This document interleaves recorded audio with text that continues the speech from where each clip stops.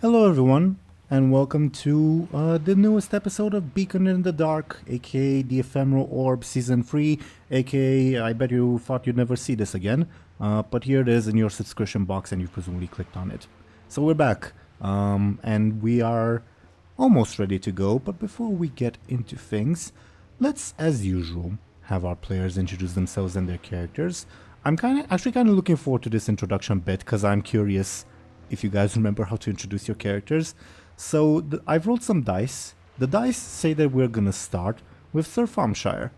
Thompshire, could you please go ahead and introduce yourself and your character? I am Sir Thompshire, and as always, I'll be playing the very chaotic Lyri Embersorrow.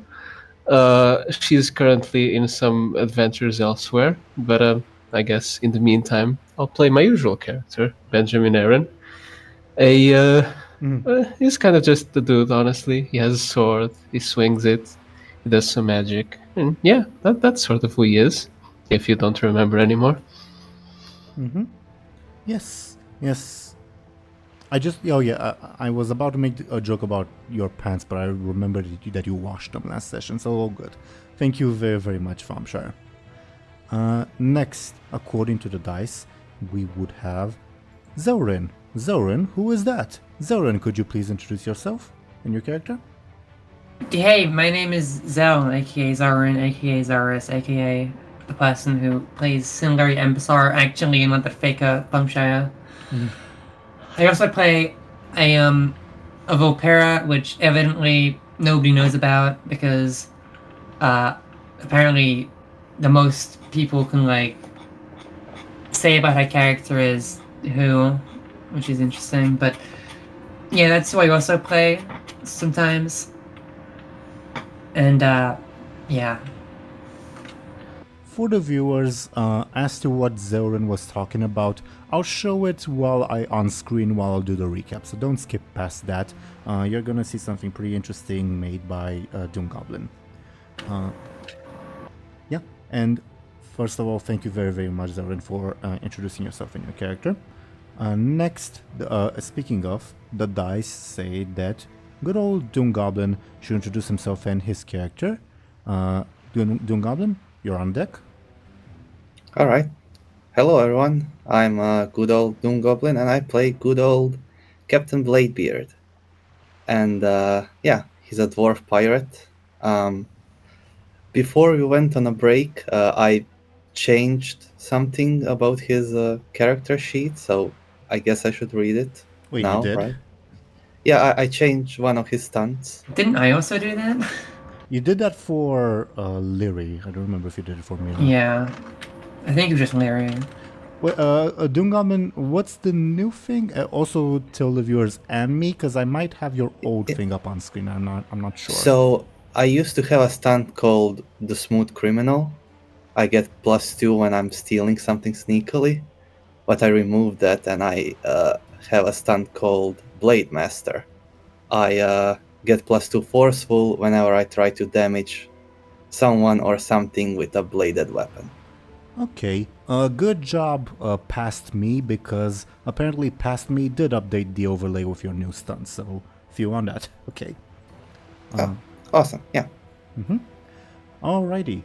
I just remembered that I need multiple hands for this. First of all, thank you very, very much, DoomGoblin, for introducing yourself and your character.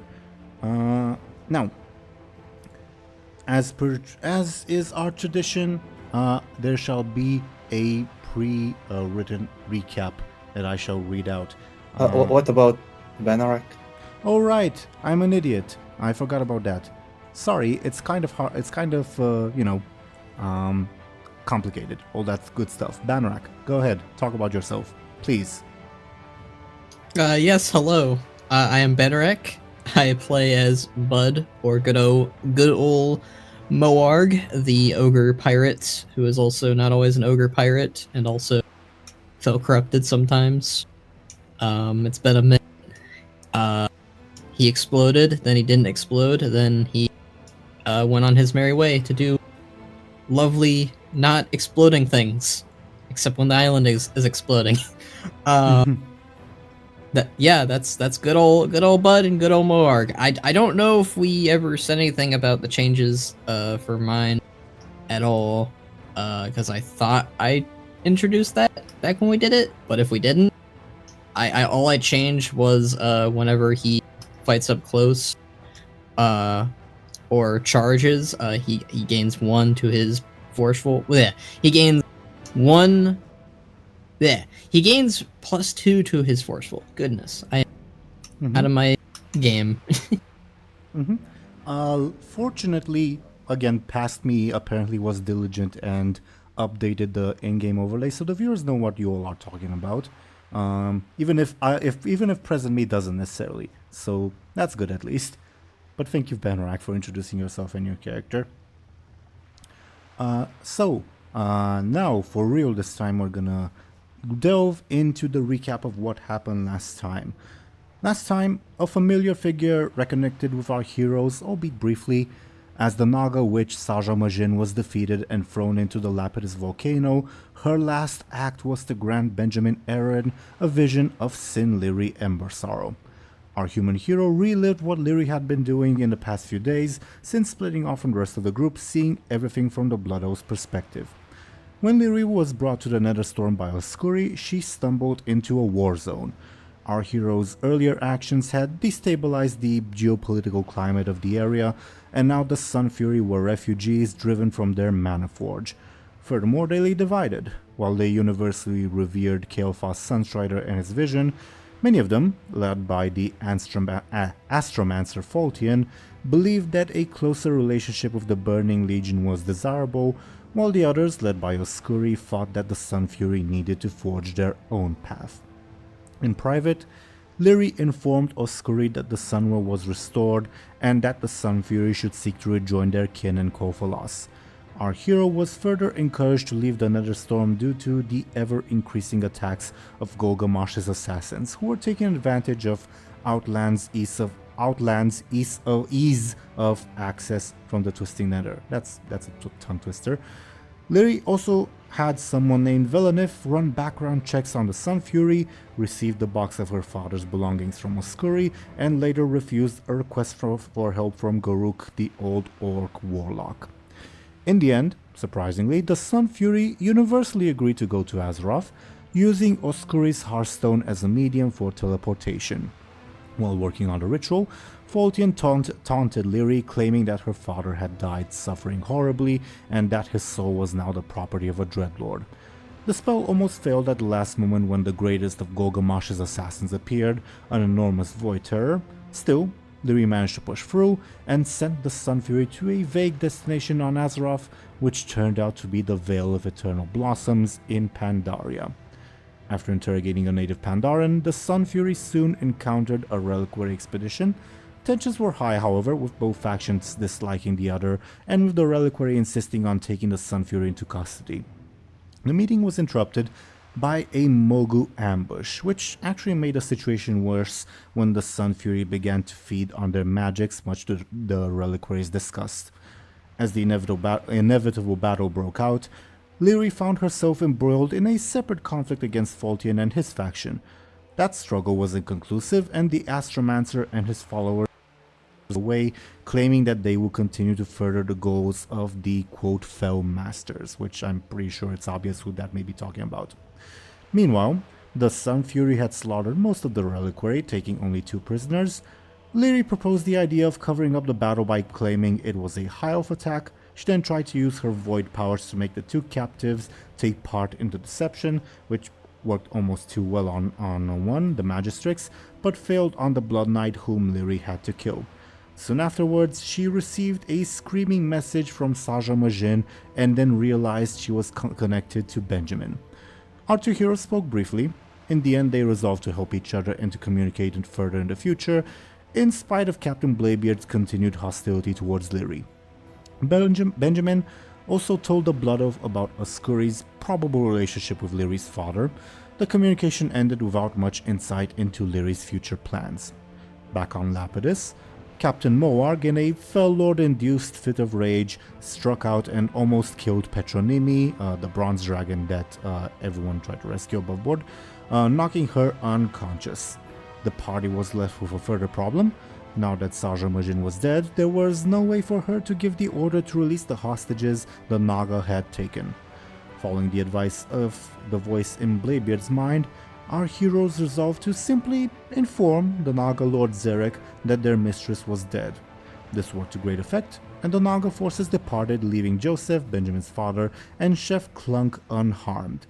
During the commotion, Bug, Bladebeard's old associate, appeared, having escaped capture with the dwarf's cat. Driven to rescue his captured mother, remember that plot point, Bladebeard decided to ask the volcano's trapped elemental spirit for assistance. Speaking with it from the hidden Titan vault, the elemental acquiesced to all of our heroes' demands. Once set free, however, it quickly reneged on its word, and, enraged by having been kept prisoner, began a massive eruption that would engulf both of the Lapidus and Gilligim Isles. Our heroes, their companions, and many of the island natives fled to the Black Grin, the docked horde ship. Even with most of the native gnomes not managing to climb on board, however, the ship was still heavily over-encumbered. The Black Grin only managed to gain some distance thanks to the aid of the Kvoldir who fought alongside Vera, who used her magics to envelop the ship in mist, making it harder for the elemental to shoot lava at it and to push it with wind. So, that's more or less where we rejoin the cast. Now, as we kind of left on a scene of chaos. By the way, you guys can hear me, right? It's always Yeah, Mhm, we yeah. can hear you. yeah, it's always funny when like I'm babbling for 5 minutes on end, and yeah. So we left more or less on a scene of chaos as the angry elemental was still shooting lava in your guys' general direction.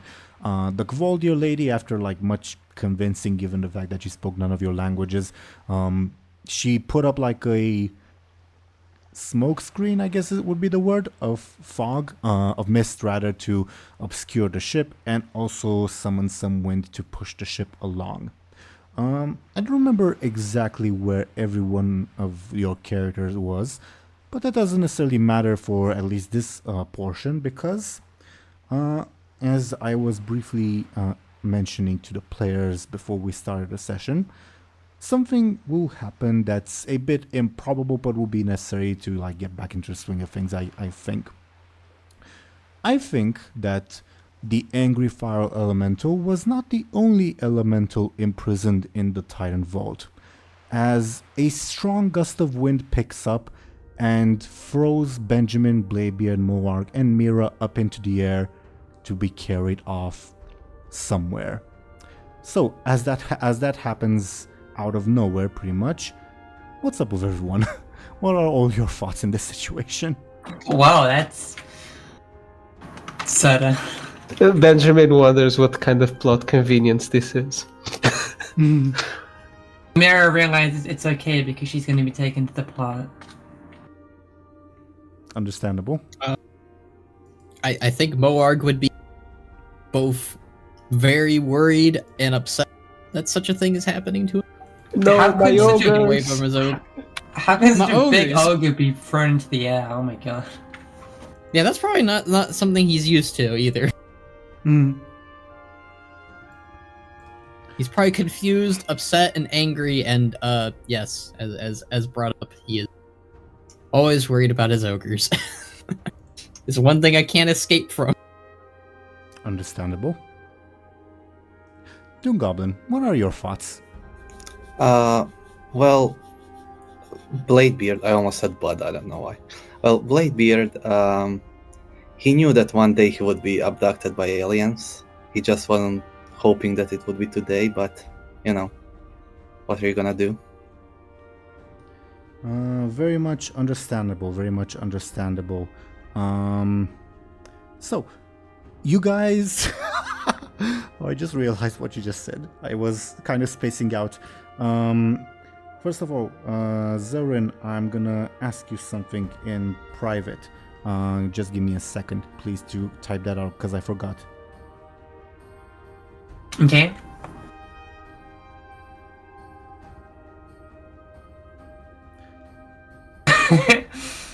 It's a good gif. Please answer the question whenever you can. But as the winds carry you like across hundreds of miles of sea, with somehow the assurity that you will be returned to wherever you had originally started, you find yourself. No, it's very literal, Aaran. Noted. You find yourself headed to a lone, not volcano, but a lone spire erupting from the ocean that seems to be above board, somewhat titany in design. Like if you were to look at like the like mountaintops and storm peaks, looks kind of like that. But I think none of your characters have ever seen that before. And as you guys are dropped off into the platform on top of the tower, you will all see this familiar figure also there. Don't know if you can see what I put on screen. It's the elf. I don't know. Does it show up? Because it hasn't showed up on my end. It showed up. It's Lyri. It showed up, yeah. It's a strange lady with a beak. All right. True. Aaran, Lyri, all of a sudden, like after communing with Benjamin and doing some other stuff that we won't necessarily delve into, also was picked up by this sudden gust of wind and randomly deposited in the middle of the ocean. Because that's what happens. Wow, incredible. Sorry, did you say she teleported or she was gusted away? Gusted away by the wind. Is it like thousands of kilometers away? It's Yeah. strong winds. Yeah. Okay. Okay. Thompshire, there's literally a place called the Valley of the Four Winds, and so you know there's wind going on in Pandaria. I almost called it Thomparia. But Larry's that now. Yeah, I So can we throw Mera off the tower? Or Mera's Too also early. there. Mera's also there. And above board, Lyri will be returned to where she originally was in the story. Lyri, I mean, when we are done.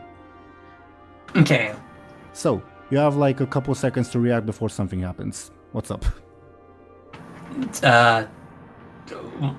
Larry kind of looks around like, what the hell is happening? did you bring us here? No. It was I What are we who brought doing you. It was I who brought you here. As the wind coalesces into the form of a djinn. Though I think above board, none of you have ever met a djinn before. You lie in the tower of Hazu, the all-seeing. Thank you for releasing me from that foul prison. No problem. Now, tell me about yourselves. I am very curious. You are guests in my domain.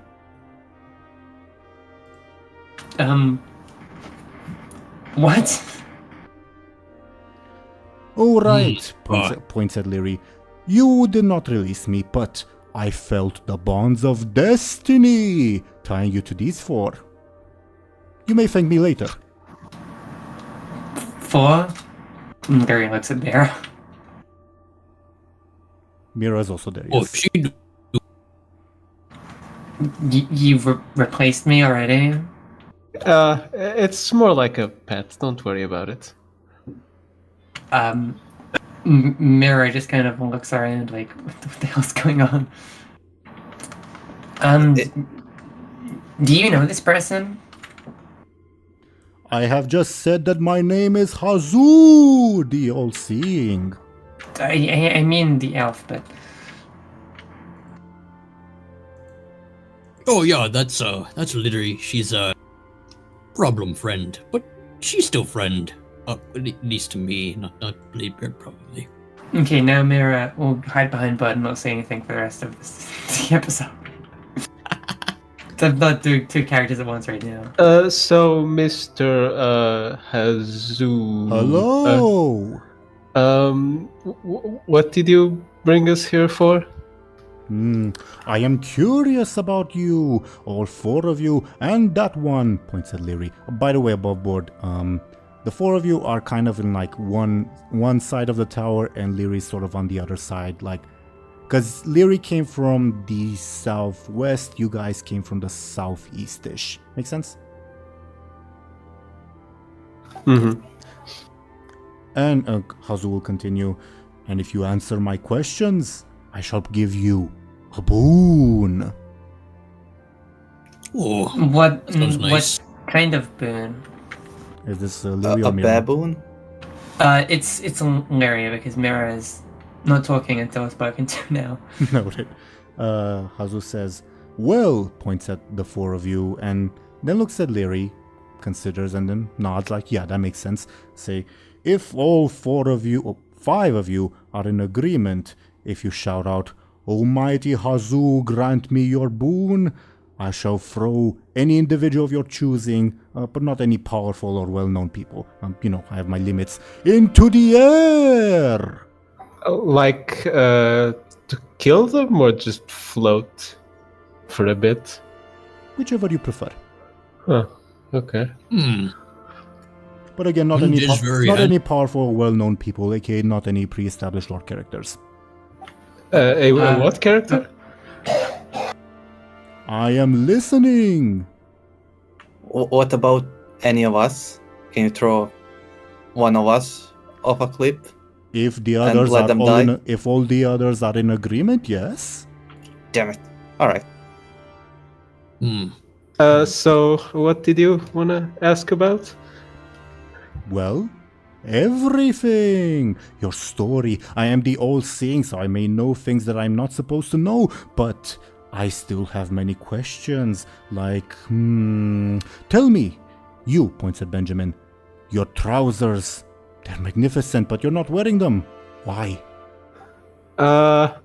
We've had some traumatic experiences with them,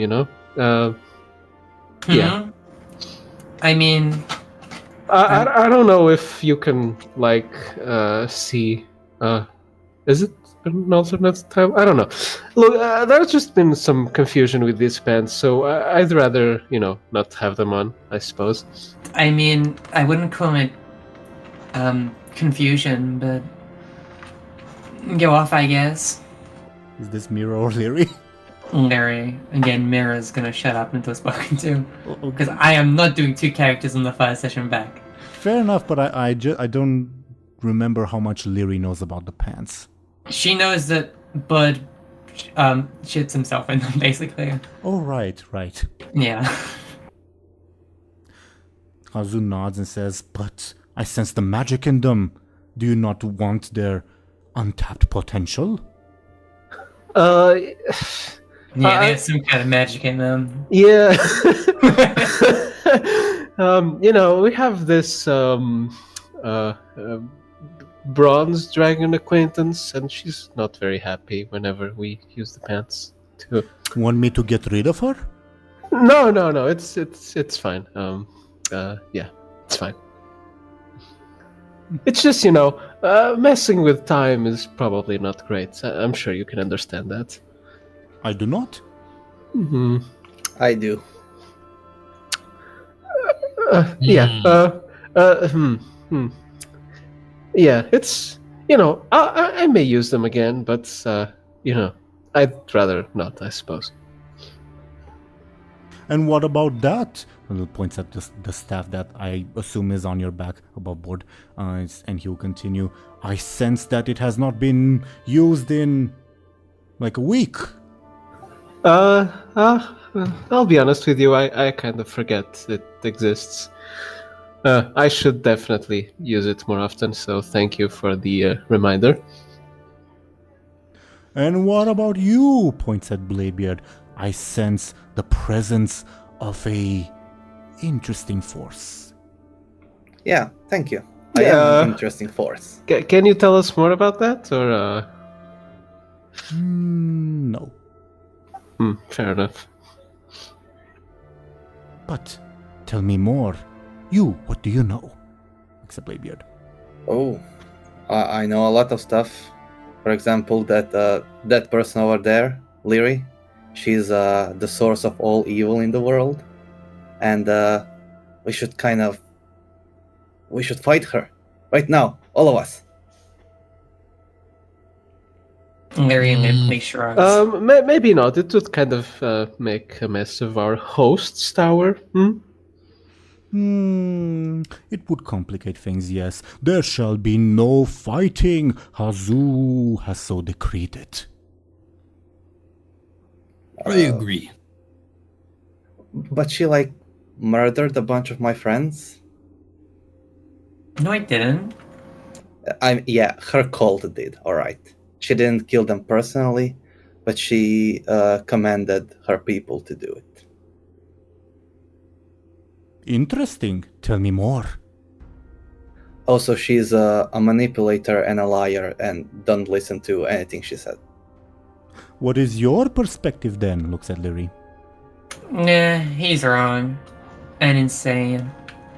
And won't listen to anyone's plans. You should talk to those two instead. Lyri points to Bud and Benjamin. Then what is your perspective? Looks at Bud. On Lyri or lots of things. I suppose the topic was this alleged crimes that your friend has performed. Well, not her apparently, her cult apparently. What is that about? It's complicated. Lots of nasties in her head, my head, everyone's heads are kinda messed up. So she kinda crazy, but we need help and she needs help. So it'll work out. Speaking of help, Mr. Hazu, do you think it could be possible that, instead of throwing someone off a cliff, you could fly... In the air! Yeah, you could fly the 5 of us to Dal'Rad instead? No! No? Okay. Okay. Yeah, that's a bad idea. Because I do not know what that is. For I was imprisoned 10,000 years ago. It's kind of like a floating city. It's it's nice. Yeah. You mean Skywall? I was exiled from there once. I don't think that's it. But can we go there? Maybe. If I'm Sure. in a good mood. But back to my questions, looks at Bud. I also sense the presence of something within you. Something that I think will be more active from now on. A darkness. I don't know which darkness it is. Is it evil demon? Tell me more. Yeah, I ate demon and it was not agreeable, but Why would you do that? I don't know. I felt compelled. I don't know. I know the feeling, yes. Yeah, it happens sometimes. Sometimes I just really want to do something that is out of character, but also in character. And I ate him, and now he talks to me, and now my ancestors don't want to talk to me as much, and it's a whole thing. I don't really like him very much. He sometimes stares at me with his beady black eyes. It's very haunting. Just for the sake of it, let's say that you see the Fell Lord standing next to Hazu, just staring at you.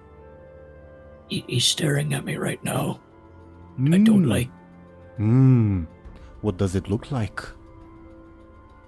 Like pale man with lots of spikes on head and body, and he got like skull belt. It's very.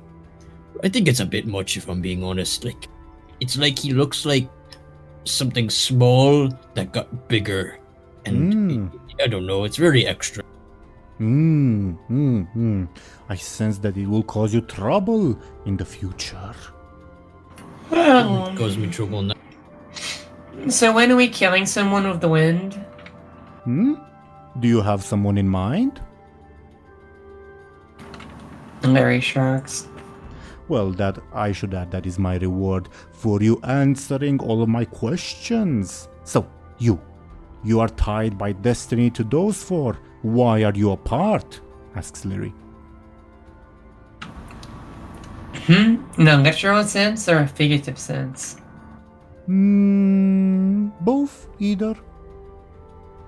We're apart because I had to escape my judgment for trying to destroy my dear friend Bladebeard's ship. So you admit to it. It is not just an accusation? I didn't kill anyone. Your thoughts? Looks at Bladebeard. Let's just say I regret most of the things I did to you, Lyri. I regret saving you from the Nexus Lord. I regret saving you from the Silver Mane. Regret going to fucking Outland for you, you murderer. What's that? It's like a purple place. Like Skywall, yes. Well, that's more like silvery, I suppose. Then it's not the same.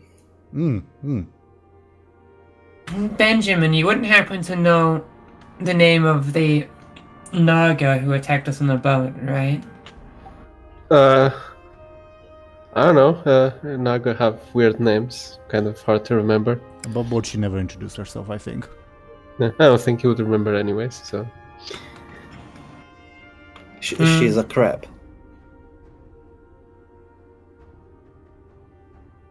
Now, he looks at Bladebeard. Tell me about that dagger that you wield. It is frightening. Which one? I have like a bunch of daggers. The one that calls for blood. Oh, they all call for blood, baby. What does that mean? That, if someone messes with me, I stab them. So why have you not stabbed her? Looks points at Lyri. He's afraid of death. I mean, he already died once, so... Yeah, from me. Oh. Well, Yeah, and I showed her mercy when I shouldn't have. I sense a lot of tension. Yeah, Bladebeard's a bit of a bad person, but we put up with him. And what about you, the one hiding behind the giant one? What is that golden feather that you have? Huh? I don't know. I don't care. I don't know any of these people. Then why are you here? Why do I sense the forces of destiny tying you to them?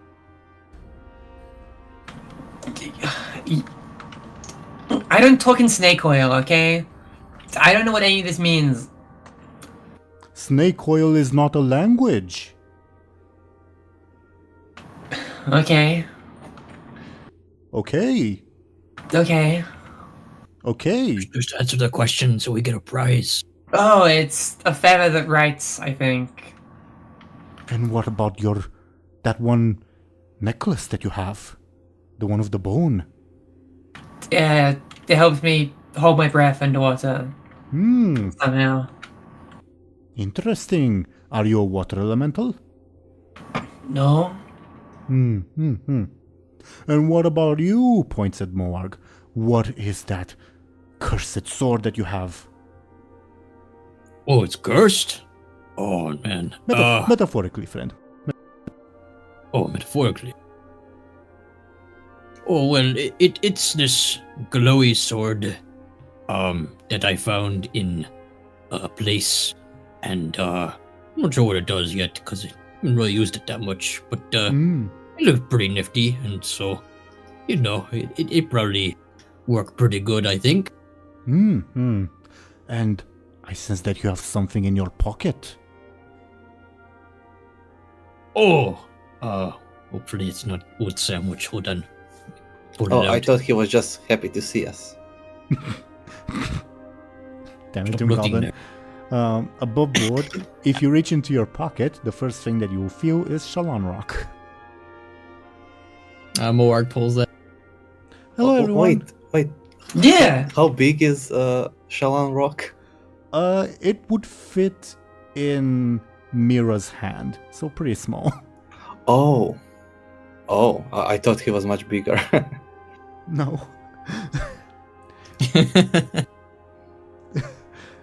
Oh, hello! Is that you? Oh no, the darkness is back! Shalonrock is talking about Lyri. Oh, don't worry, it's not that bad. It's here, the infinite voices, go away, no, don't. Larry will walk closer to Bud to see what this horrible sound is. Please, don't let it touch me, don't let the voices hear me, don't. I'm just gonna put you back in my pocket. Was that a rock? That's a rock, Shalon. It's a complicated thing, but Rock Shalon? I've been gone for like 2 days. well, Did you turn him into a rock? No, it's not. And I'm the villain here. You turned him into an inanimate object. No, he's not real Shalon. He's rock Shalon. It's like he's Shalon, but not Shalon. Shalon is still in Dalaran, but this is like friend away from friend. Yes. That does not make sense, says Hazu. It doesn't make sense to me either. I just cut. Yeah, the pants created this strange rock. You know what I said about the pants being kind of weird. Fascinating. You should use them more often.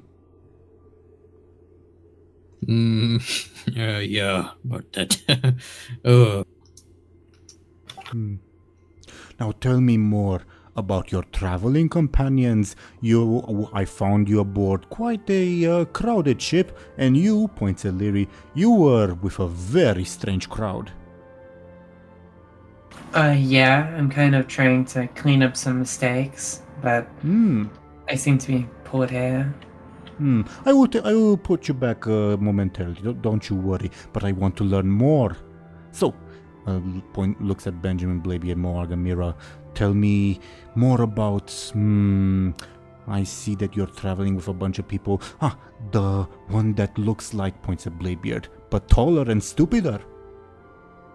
Benjamin? Is that his name? Oh, he wishes he looked like me. No, I believe he's talking about Gurin, the terror of flesh, breaker of bones, and crusher of skulls.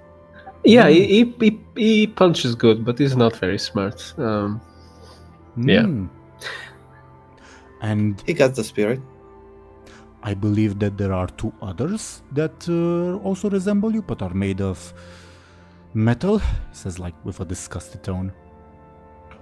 Oh yeah. Wait. They Froggy are and Brig. Froggy and Brig. Yeah. I sense the names. Tell me about them. I just met them. I know they look like dwarves, but are made of iron. Yes, foul creatures. Foul. Now, points at Bud. Tell me more about your companions. You have an entire tribe with you. Well, 2 of them, but the one that's closest to you, I mean.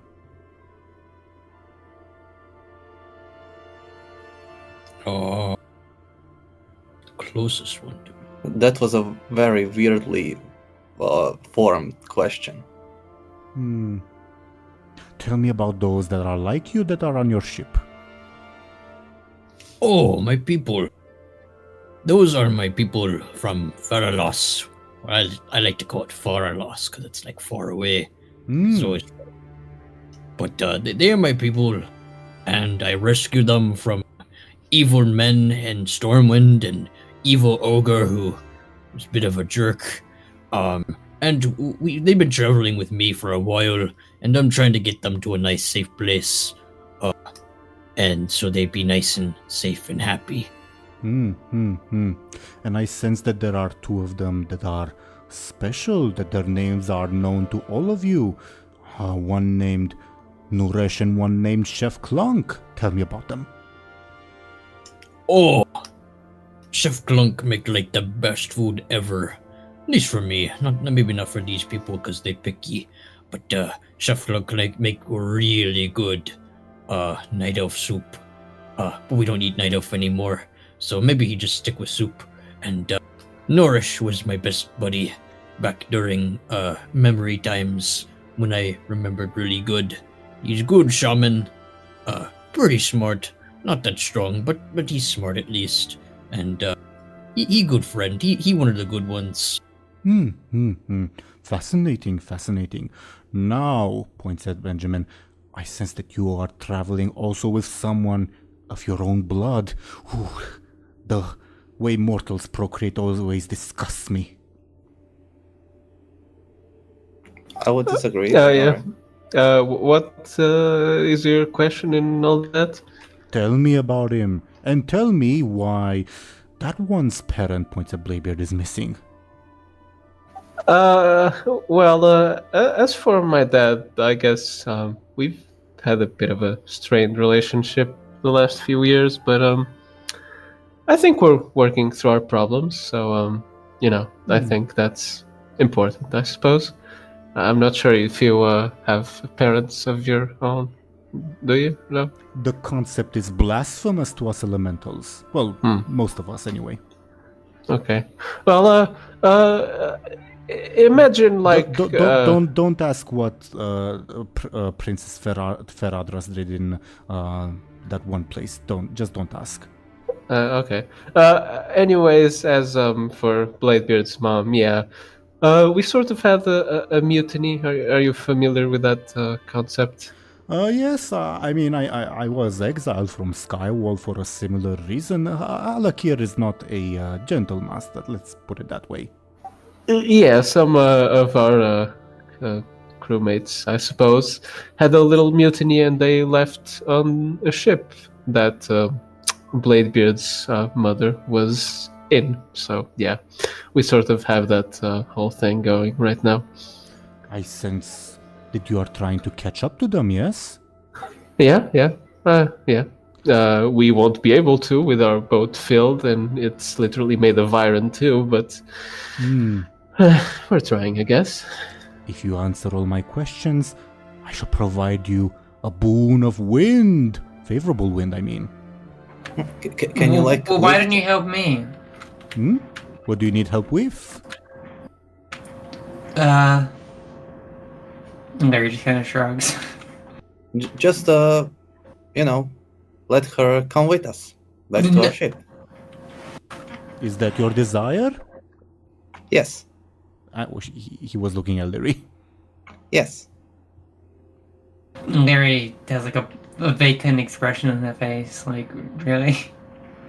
Well, anyway, I'm related to him too, And Larry points at Benjamin. Tell me more. Yeah, now you're interested. Listen, if I tell you, will you help me instead of these people?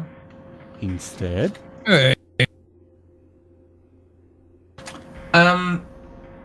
Larry thinks. There's one person you could throw in the air that I'd appreciate it, but Is it that one? Points at... Maybe not Bladebeard, because I think he's a bit bad with faces, so I guess you'll point at... Eeny, meeny, miny, mo, Morg. No, Larry shakes her head, no. Just a little guy called Faltian. I don't... Ah, yes. The one in league with dark forces. The one that will threaten you all in the future. Yeah, can we kill him? How future are we talking? Depends on the random dice rolls and on where your campaign heads. What? Indeed. I think he speaks in metaphysical terms, Benjamin. Nasty dice rolls always ruining my day. I'm not saying that I'm...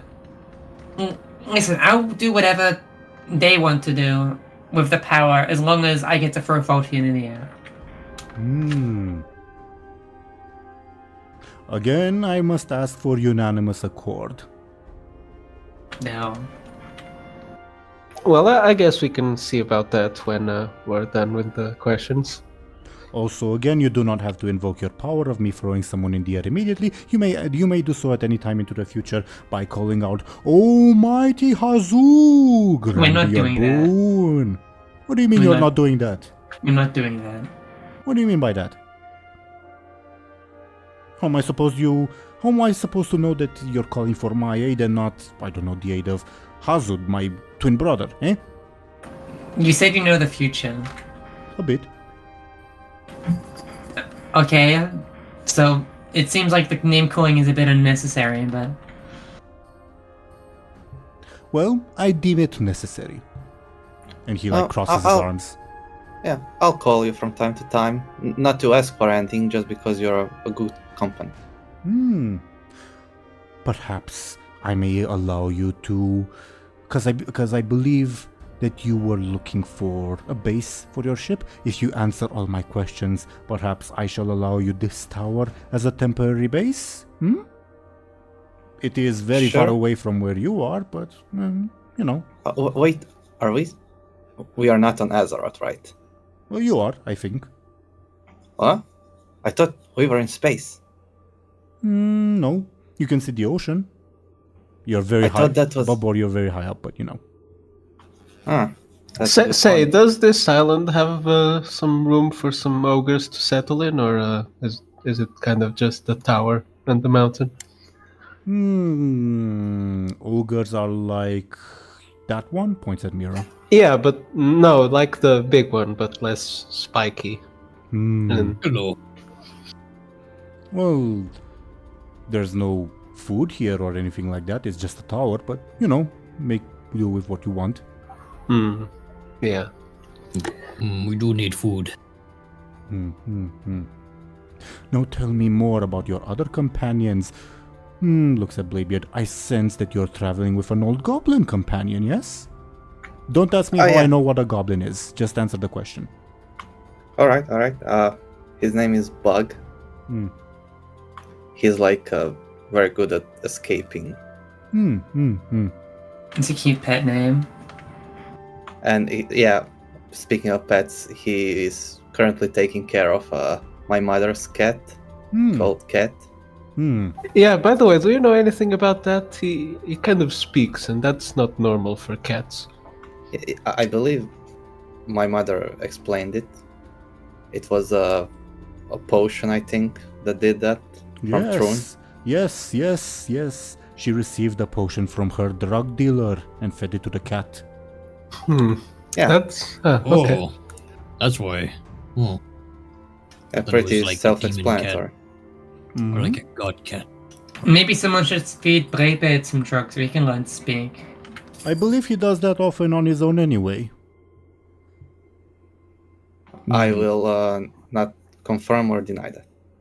It is alright, I am not part with the authorities or whatever you authority deem. Yes? Not a part of them. But speaking of, tell me more about the bronze dragon. We kind of just met. She's a bit of a pushover, I guess, but her heart's in the right place, I suppose. Kind of hard to judge. Did she not try to kill you?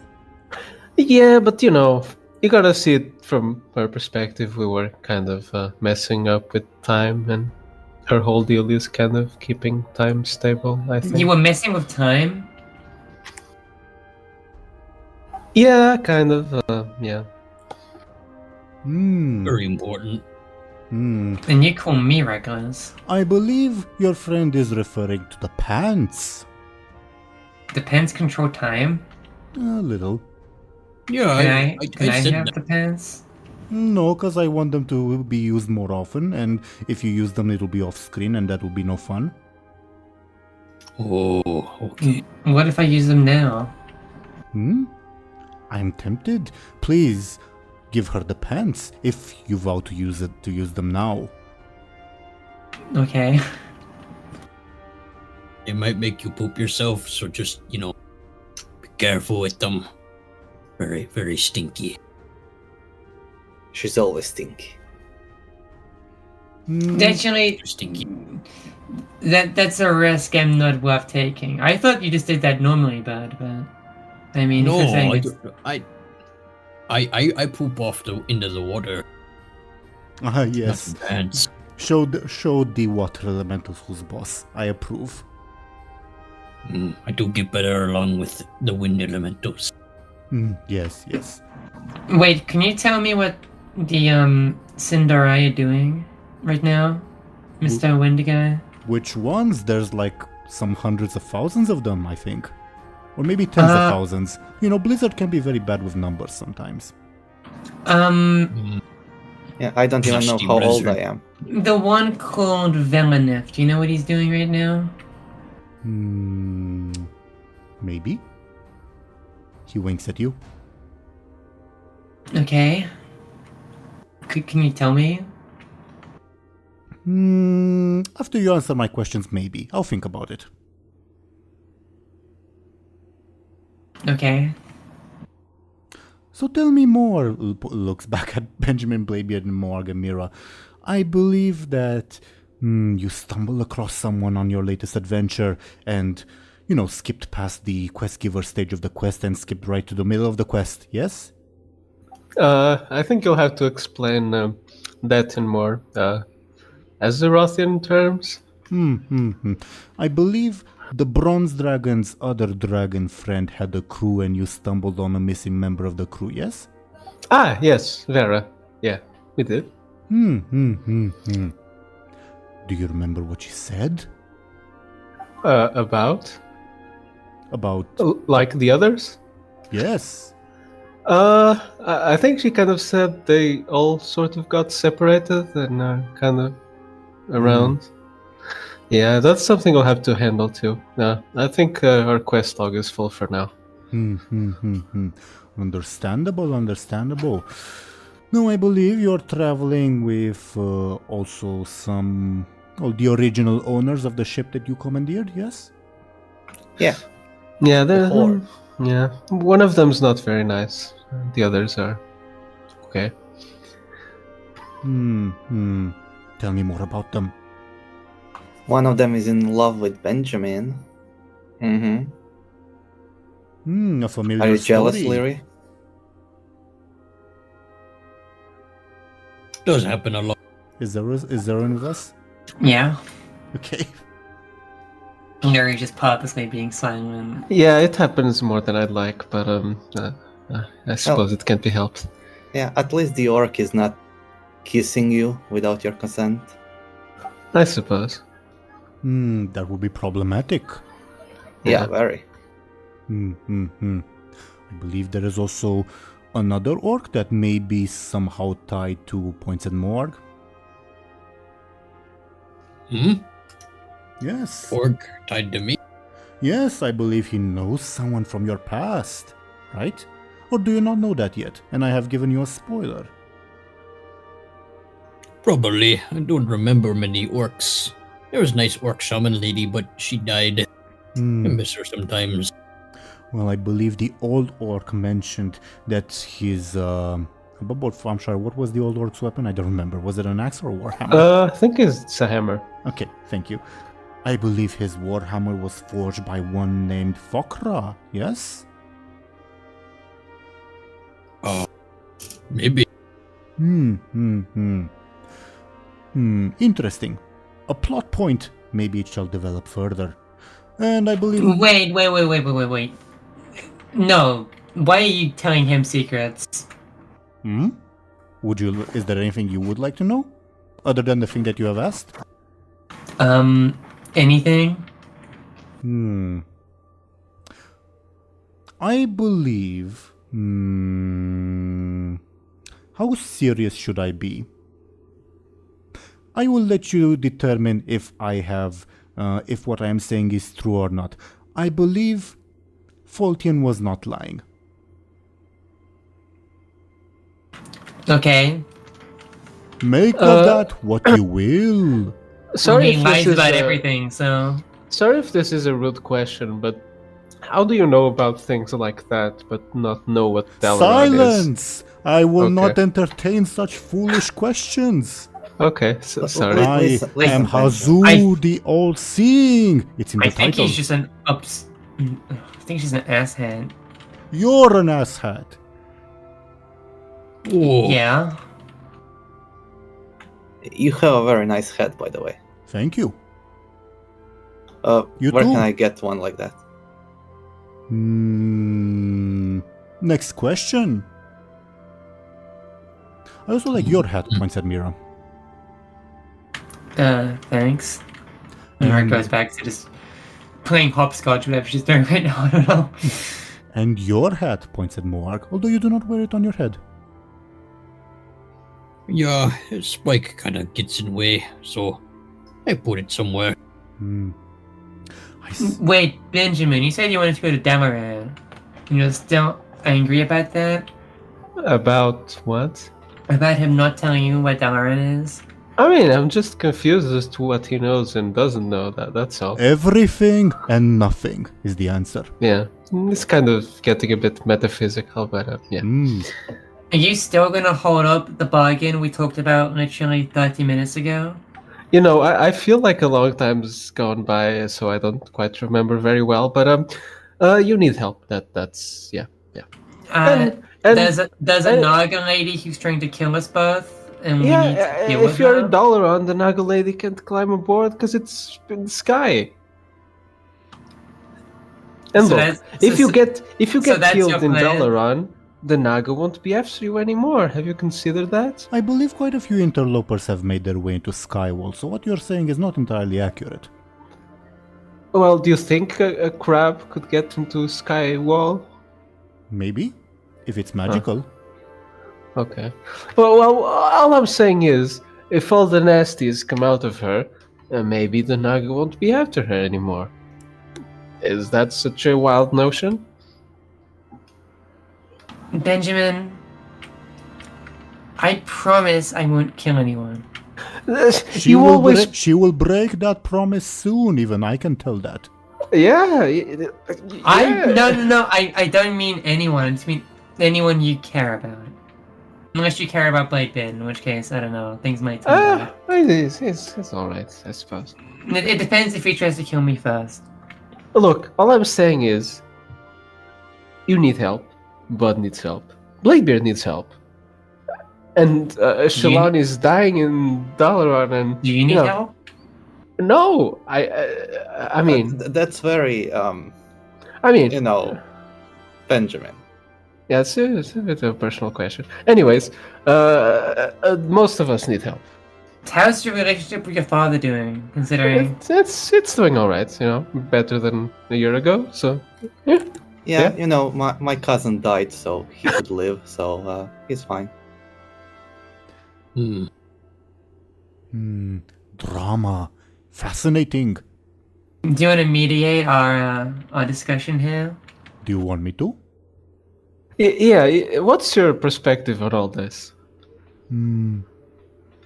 I believe that it is better to be apart than far away, but that it is better that no violence take place between you, for violence shall lead to bloodshed. But don't you think that healing Lyri would get rid of a couple of our problems? Yeah, get rid of my hand as well. The one you cut off, Benjamin. Oh yeah, I do remember about that. Yeah, Benjamin does know about Lyri's void hand. Yeah, okay. Because the vision thing. Hazu will ponder the question and say, I shall not force choices upon you, but if you want my opinion as a neutral third party, good is better than bad. Thank you. See, I agree. Very good. Same. Very good answer. Yes, but what is good, after all? That is something you will need to determine. I think good is not having evil mind powers that make everyone murder each other. I don't know if that's subjective, but I don't think so. You just have to trust me with those powers, Benjamin. Well, We've tried to trust you multiple times, and what always happens? I trusted you, and look what happened, Benjamin. Do you want to compare all the pain you've caused to what I did? A little Just bit. Me. I'm a very trusty person. You can give me food, and I won't eat it. I trust Bud. Benjamin, you know you want to. She has another hand. Come on. I have Shut up, said that Bladebeard. violence is prohibited in this place, unless I allow it. Do you allow it? Not at the moment. Can you inform me once you decide to allow it? Once I decide to, Alright, great. which may be I would never, need the hands or which anyway. may be now. You do not know. Well, Benjamin, all I'm saying is I'm willing to turn over a new leaf and take down these Nagas. How But- about the but first you step just- into but you- turning a new leaf is to get rid of the powers that make you murder a bunch of people for I don't know how many times it's been now. Do you think maybe that was not the powers and just me, huh? Maybe the powers are fine. Then how do you want to convince me that someone that consciously murdered how many has it been by now? I don't know. 50 more? Do you expect me to just Well, let us not dig each other's skeleton closets, I believe that's the expression. I believe, points at Morg, that one has killed a few hundred people. I believe, points at you, Benjamin, I believe you're also responsible in slavery, of all things. Interesting. Oh no, not that look? again. All I'm saying is, in Stormwind, you killed a bunch of innocent people. In the boat, you killed a bunch of innocent people again. I didn't kill anyone. Who ordered them to kill them? Who did?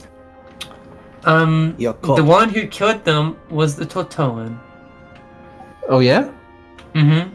That's kind of true, says Hazu. Kind of, Kinda though. but Who no, does he work totally. for? Her. I didn't know that happened. Oh yeah? Then what do you think would happen when you gave yourself to the void? Ooh. What do you think would happen when you did it in Stormwind and however many guards and civilians died, huh? Well, I knew what happened in Stormwind. It was part of the plan. Was it? Yeah. What plan? The plan we had to get to the boat and to save the ogres. Bud's ogres, if you remember correctly. The ones you didn't care about saving, those ones. But do you think the lives of your ogres are worth the murder of civilians? Oh, it is a complicated question. Are the civilians like good people, or are they like slaver enjoyers, like Do you- other people? Do you remember the people in the city made your people slaves and left them in the big arena? Those I people. don't like those people. Those people are mean. Don't Yeah. like them. That operation is still going on. Might threaten you in the future. Oh, it's still going.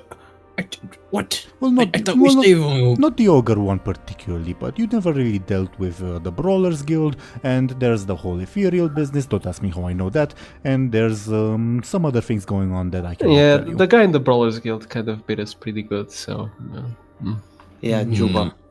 He's Well, as long as my undefeatable. ogres are. Can we throw Drooper in the air? that's- Good idea. I think that's a bit of a waste, but... He was not a bad guy, he was just doing his job, you know? He is currently in a Wait. hospital. I can throw him in the air, but it will burst the roof of the hospital Why is he in the hospital? because he's missing an arm. Oh, and why is that? Because points at Morg. Because of him. Oh, I thought it'd be Benjamin. Well, I can't. I do that. I do that sometimes. It's fine, it's bad, oh well. But I thought it could have been you, Benjamin. That's what counts. Okay.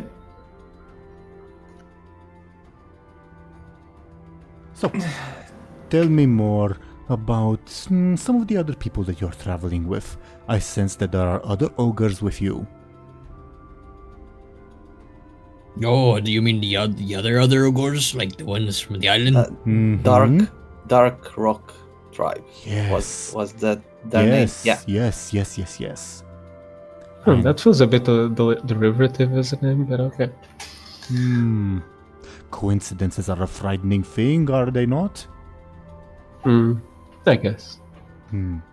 Tell me more about them.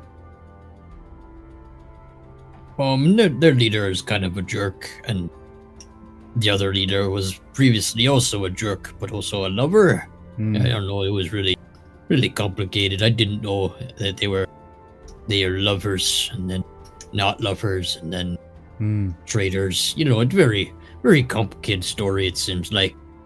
Yes, and I believe this new leader Tar is hiding his true intelligence, is he not? No, he seems pretty probably. dumb. Yes. And now tell me about your companions. Your, well, the ones that came with you on the ship. There's 4 of them and, 5 of them? Yeah, they're pretty cool. Only 5 of them? 6 of them. I always forget about Linda Krem. She's so forgettable. Oh, She's alright. There's no need to be mean. So it really happened? You guys really lost the entire boat? yes. Yeah, they're when you cool murdered stickers. half the crew, okay? No, I mean on the island, I've heard. Yes, that happened afterwards, and it is only very indirectly your fault. I would disagree. It's mostly the fault of Points at Bladebeard, one of his bad dice rolls. So someone from Bladebeard's past? I see. You gotta stop gambling. I can't. Come on, real issue. Yeah, I I got have a problem. gambling problem. Therapy. I've been seeing someone, a shrink, about that, so it's gonna be fine. I don't know No. what shrinking yourself has anything to do with helping you.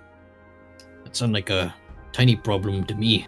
And I think you should talk to gnomes less, Bladebeard, but that's just me. To who? Gnomes. Your gnome girlfriends are crazy. They always are crazy. Wife, not girlfriend. I believe that's even worse. I believe she's cheating on him with you.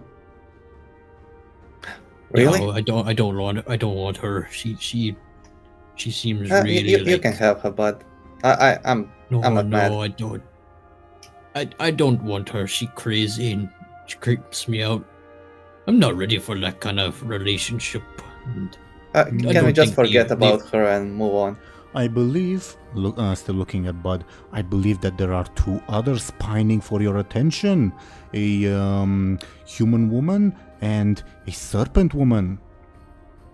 A serpent woman? Have we met a serpent woman? The Naga that Yeah, the that's with Naga, us? Above the Naga, no, not with you, but there was a Naga who flirted with Bud. Oh, I was thinking of Cedric. I didn't know I had this many love interests. Well, good for you, bud. And I believe there may be one more if you travel through Stranglethorn, but that would be a spoiler. We're not going back there, sorry. Wait, can you, fix all the problems if you know everything about the future? Maybe I can? If Photian dies, does that mean I don't have to do anything with the Symphony again?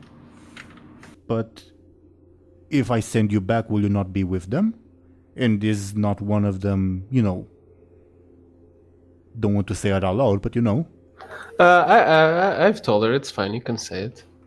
But do the others know? I don't think it's important.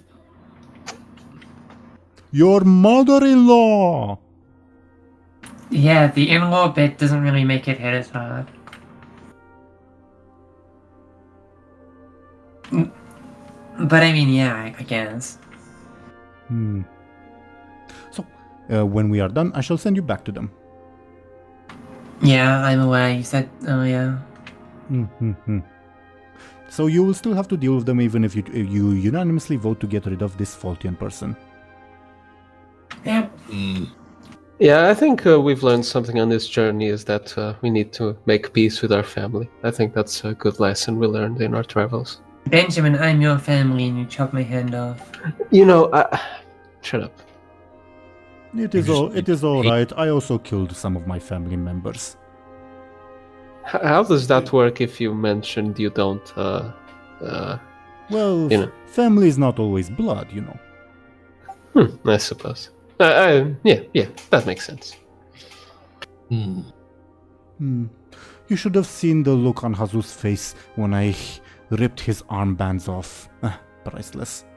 How many less use is that? 3? Okay. Do you still have those, armbands? Oh, no. That happened back in Skywall. Oh, alright. Oh, But tell me more about what you all intend to do. I believe... looks first at the Benjamin Bladebeard Mera group. I believe you are heading to a place to the south of Stranglethorn, but why?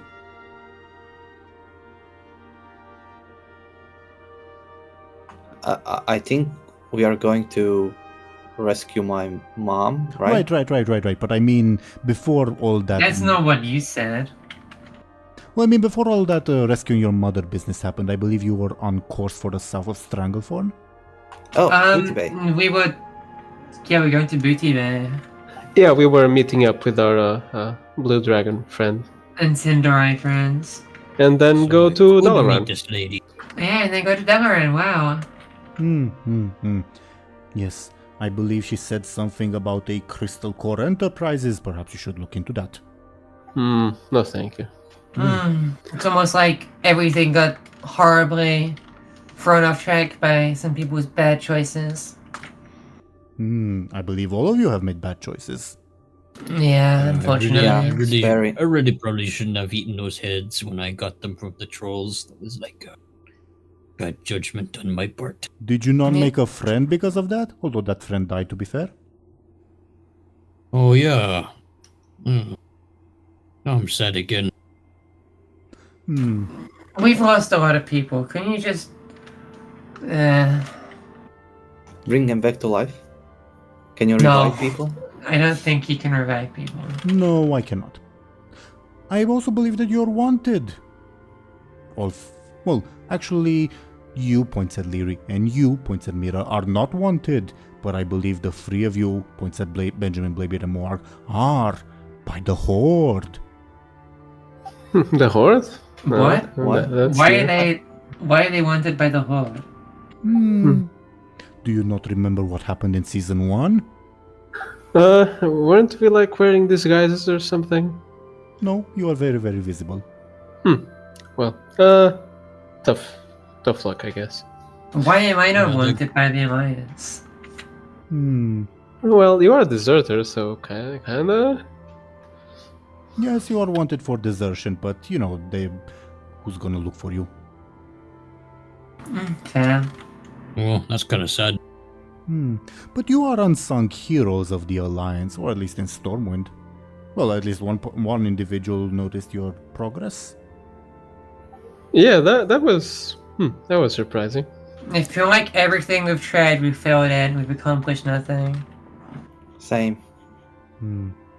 But I believe you did not entirely finish the job back in Stormwind, that there are still some enemies afoot. Yes? You know, there's always enemies, you know. I think It's we did kinda- the same in Strangleathon. Yes. I believe you did not inform a certain troll priestess that you took something away from her, and I believe she's very angry. Oh yeah, she kind of wanted the ephemeral. Well, it's in safe hands back in Dalaran. She won't understand, but it'll be in safe hands. We need to talk to Khadgar.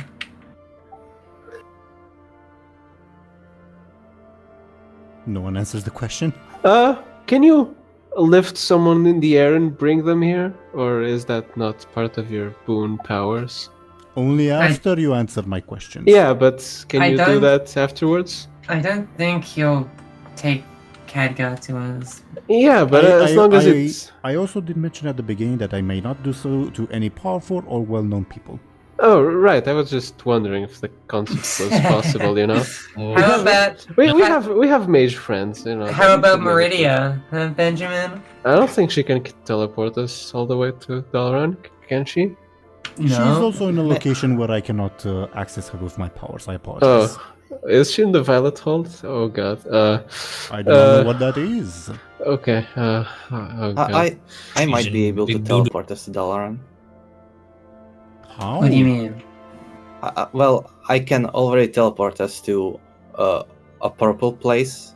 I heard that Dalaran is also purple. Hmm. I don't Interesting. like purple anymore.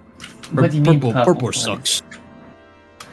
Well, anyways, Well, continue you- on you're with the purple. questions. We'll make it happen. We'll discuss it afterwards.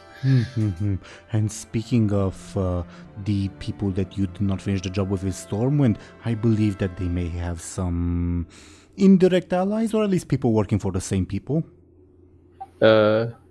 Same who? People working for the people that they are working for. Does that make sense? I think No, he's it talking doesn't. about the Silvermane people.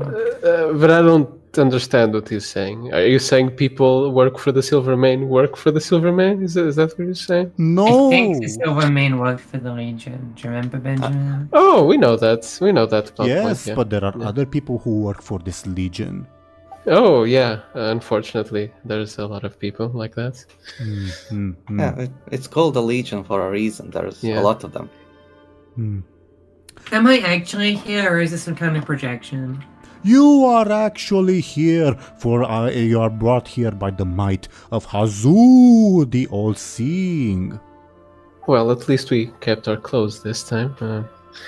But anyways, Do you wish yeah. to not have No, him? no, it's fine. It's fine. I mean, think can he you do does. that for him anyway? Only by unanimous accord.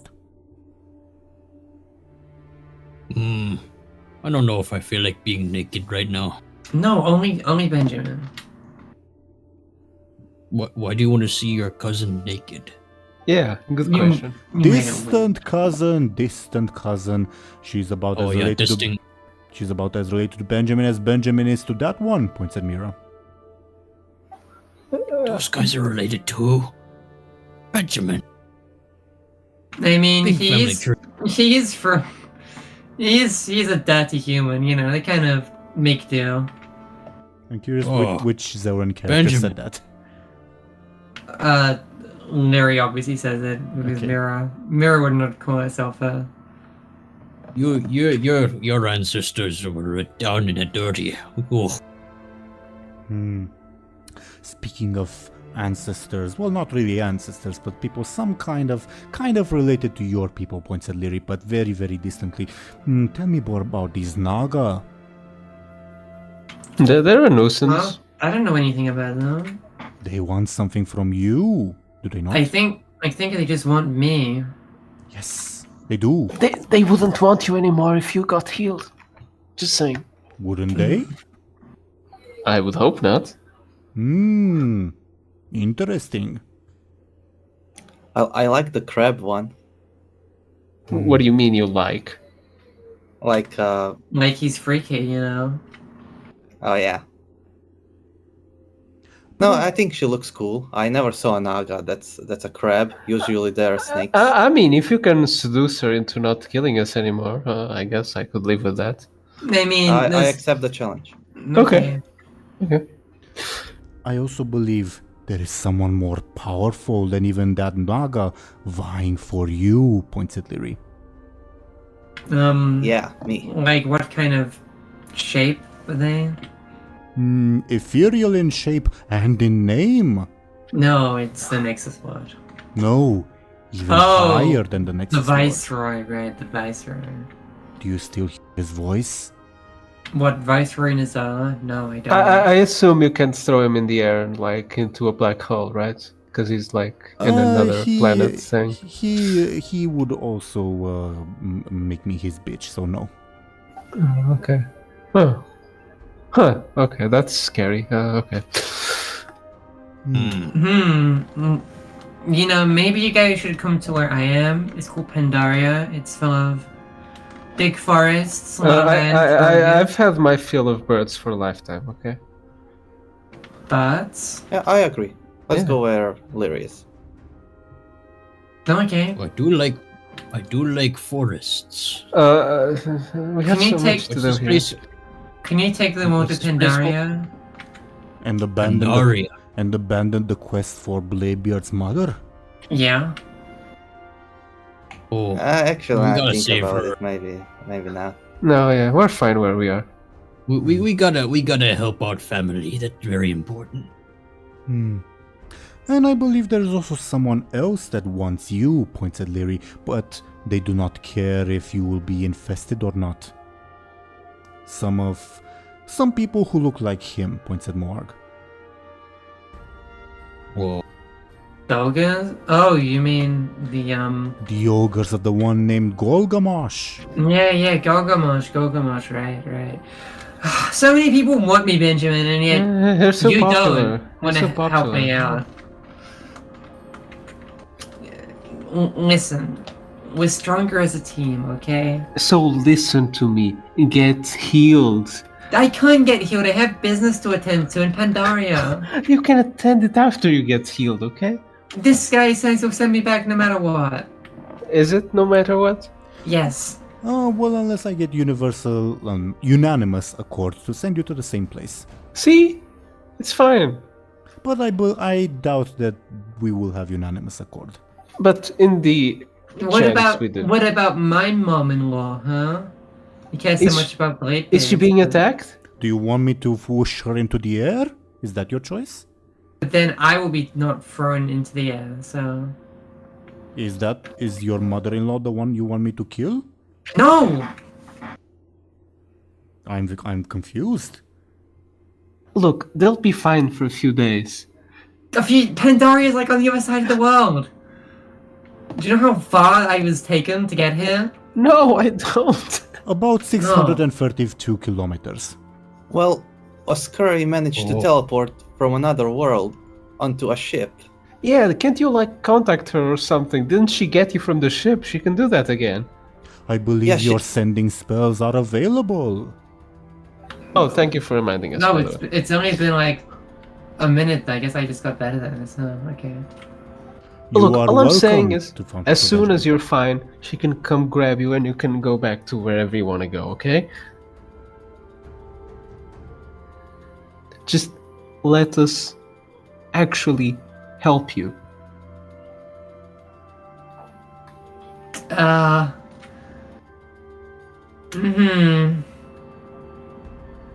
You know, I just did. Lyri kind of. Look, scratched if it you up feel a little bit. better, you can swap places with our pet, and our pet just goes help your family or whatever, if that makes you feel better. Just. Okay? Yeah, that's a good idea, Benjamin. And- Sorry. and that will be the last we mean- see of Mera. You mean the cat? Isn't it a rat? Look, my point is, It talks, right? I think so. sometimes. What do you need to? You she- think so? Hmm. Oh wait, you're talking about that one? Mary points at Mera, who's just kind of daydreaming off in the distance. Mera, do you consent to being sent in the heart of danger to Pandaria? Huh? Pen what? You're being talked You to. will with- have to deal with demonic blood elves who want nothing more than to drain the magic of the land. Do you consent? Huh? Consent to what? I'm bored. Just say yes. No. I'll give you 10 gold. I don't think Gold? he has that one. Oh, okay. She said okay. Back I think to she my said other okay. questions, interrupts Hazu. I believe that there are many factions afoot. Are you not part of one? Points at Bladebeard. A certain honorable pirate group, as oxymoronic as that is? Yeah. Blackwater Raiders. Yeah. I believe they took a bit of a beating in season 1. Oh yeah. I think Yeah. that might be an understatement, but yeah. But we saved Booty Bay and everything is fine now. Sure, if you say so. Better than it would be if we didn't do anything, I guess. Yeah. I believe on the high seas you may also encounter Kvaldir, Vraikul, Trolls, South Sea Freebooters, the Crystal Core Enterprises, Bloodsail Buccaneers, the Venture Company, and some other trolls. Yeah, I mean, that, like, every day at the sea. There We are all also kind of encountered the creatures. Kraken, isn't that a thing? Yes, well, different kinds of kraken. Depends on if you're up north, then you may encounter more Raikuli ones, or if you're down south, you may encounter more Naga ones. Okay. So, I have one final question for all of you. Okay. And it is a bit embarrassing to say this out loud, but I need 4 people. Who shall it be? 4 people to do what? To answer my question. Oh. Oh, well, Sure. do you even know that one? Lyri kind of motions to Mera. I know her as well as I know the rest of you. I was talking to my crew, not you, but I'm gone. I know a little bit. Such camaraderie. She's kind of there, I guess. She's a pretty good fighter. Very impressive. Yeah, she fight really good. Yeah, she's probably not as smart as me. I went Sophie though. Fine, whatever. So shall it be Benjamin, Bladebeard, Moarg, and Lyri who answer my question? Sure. Yeah, I'm pretty good at questioning and answering. Sure. I mean, I mean, Mera, if you want to go instead of me, I'm fine with that. huh? Go where? To answer the question. Huh? What kind of questions? I don't know, the final one. The most important one. The question Is it of like life. is it like philosophy? A bit. Not interested. So Then shall I guess it's me. Very well. Look to your other 3 companions. Consider them very deeply. Consider them from the bottom of your hearts. And answer me this question. Of the other 3, which one of them would you fornicate with, marry, or kill? Yeah. Oh, one of these. This is easy. I I mean, am I say awaiting that your out loud. answer. I thought the concept of fornication disgusted you. Why Yes. the question? Because I'm curious about you, and I should learn even about unpleasant matters. Can I just fornicate with all 3 of them? No, one of each. One that you fornicate, one that you marry, and one that you kill. Fornicate Benjamin, marry Bud, kill Bladebeard. Yeah, pretty much the same except kill Lyri. Well, Nods, everyone nods. wants to marry me. I don't want to kill anyone, though. They're my friends. You have to. You have consented to answering the question. Well, Bladebeard does keep coming back even when we kill him, so I guess he might be safest. Good point. I'd kill Bladebeard.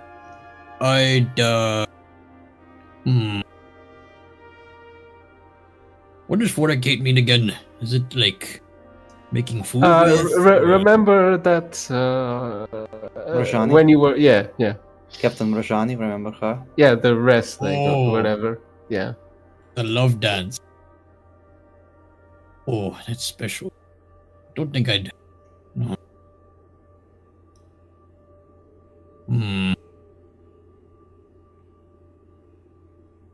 You can say Benjamin. I won't, be upsetting you for it.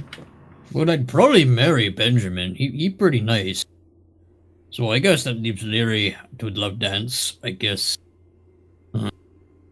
Okay.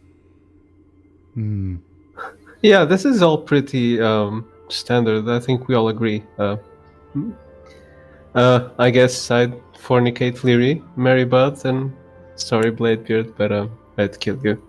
Nah, I would come back. Which one of you would like to demonstrate? I thought we were only answering questions, not doing questions. Yeah, I think, yeah. I would.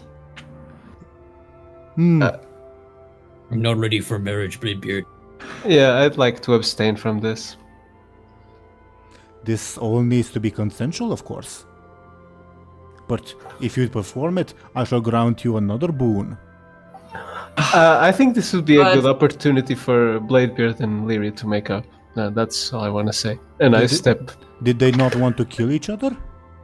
Yeah, They but wanna kill each you other. know, have you read a lot of books? You know, enemies to lovers is kind of a popular genre. You know. Yeah, but I said I'd marry Bud and fornicate with you, so. Hmm. But how does this marriage have to be official? Yeah, do you have like officiation, like certificates or something like I that? don't even have the cake ready. I can forge you rings that you may never take off. No. Don't worry, I know good lawyers.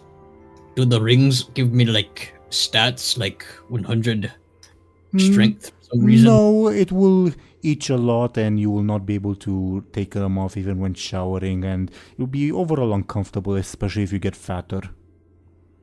That sounds I horrible. get fat all the time. I've been getting fat this entire like year. So Fitting pants as well. so what happened?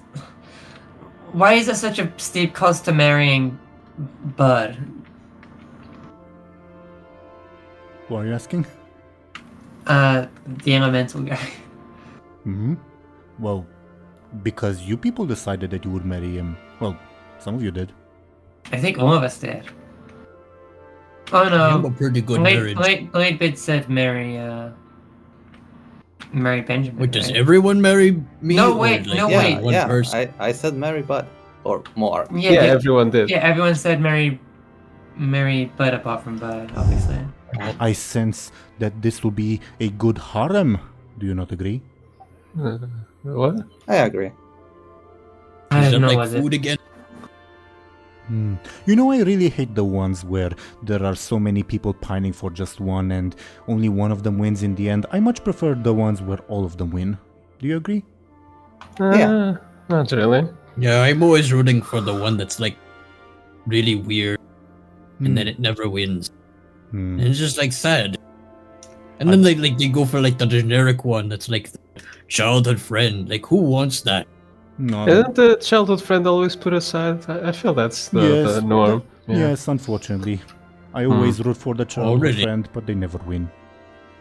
It's either the childhood friend or like the one the guy really wants. I want the one that's like misunderstood or like, you know, like weird.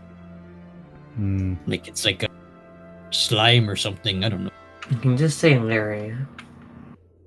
What? Hmm, Talking I about think- romance novels, I thought. You I thought you can't read. I like the pictures.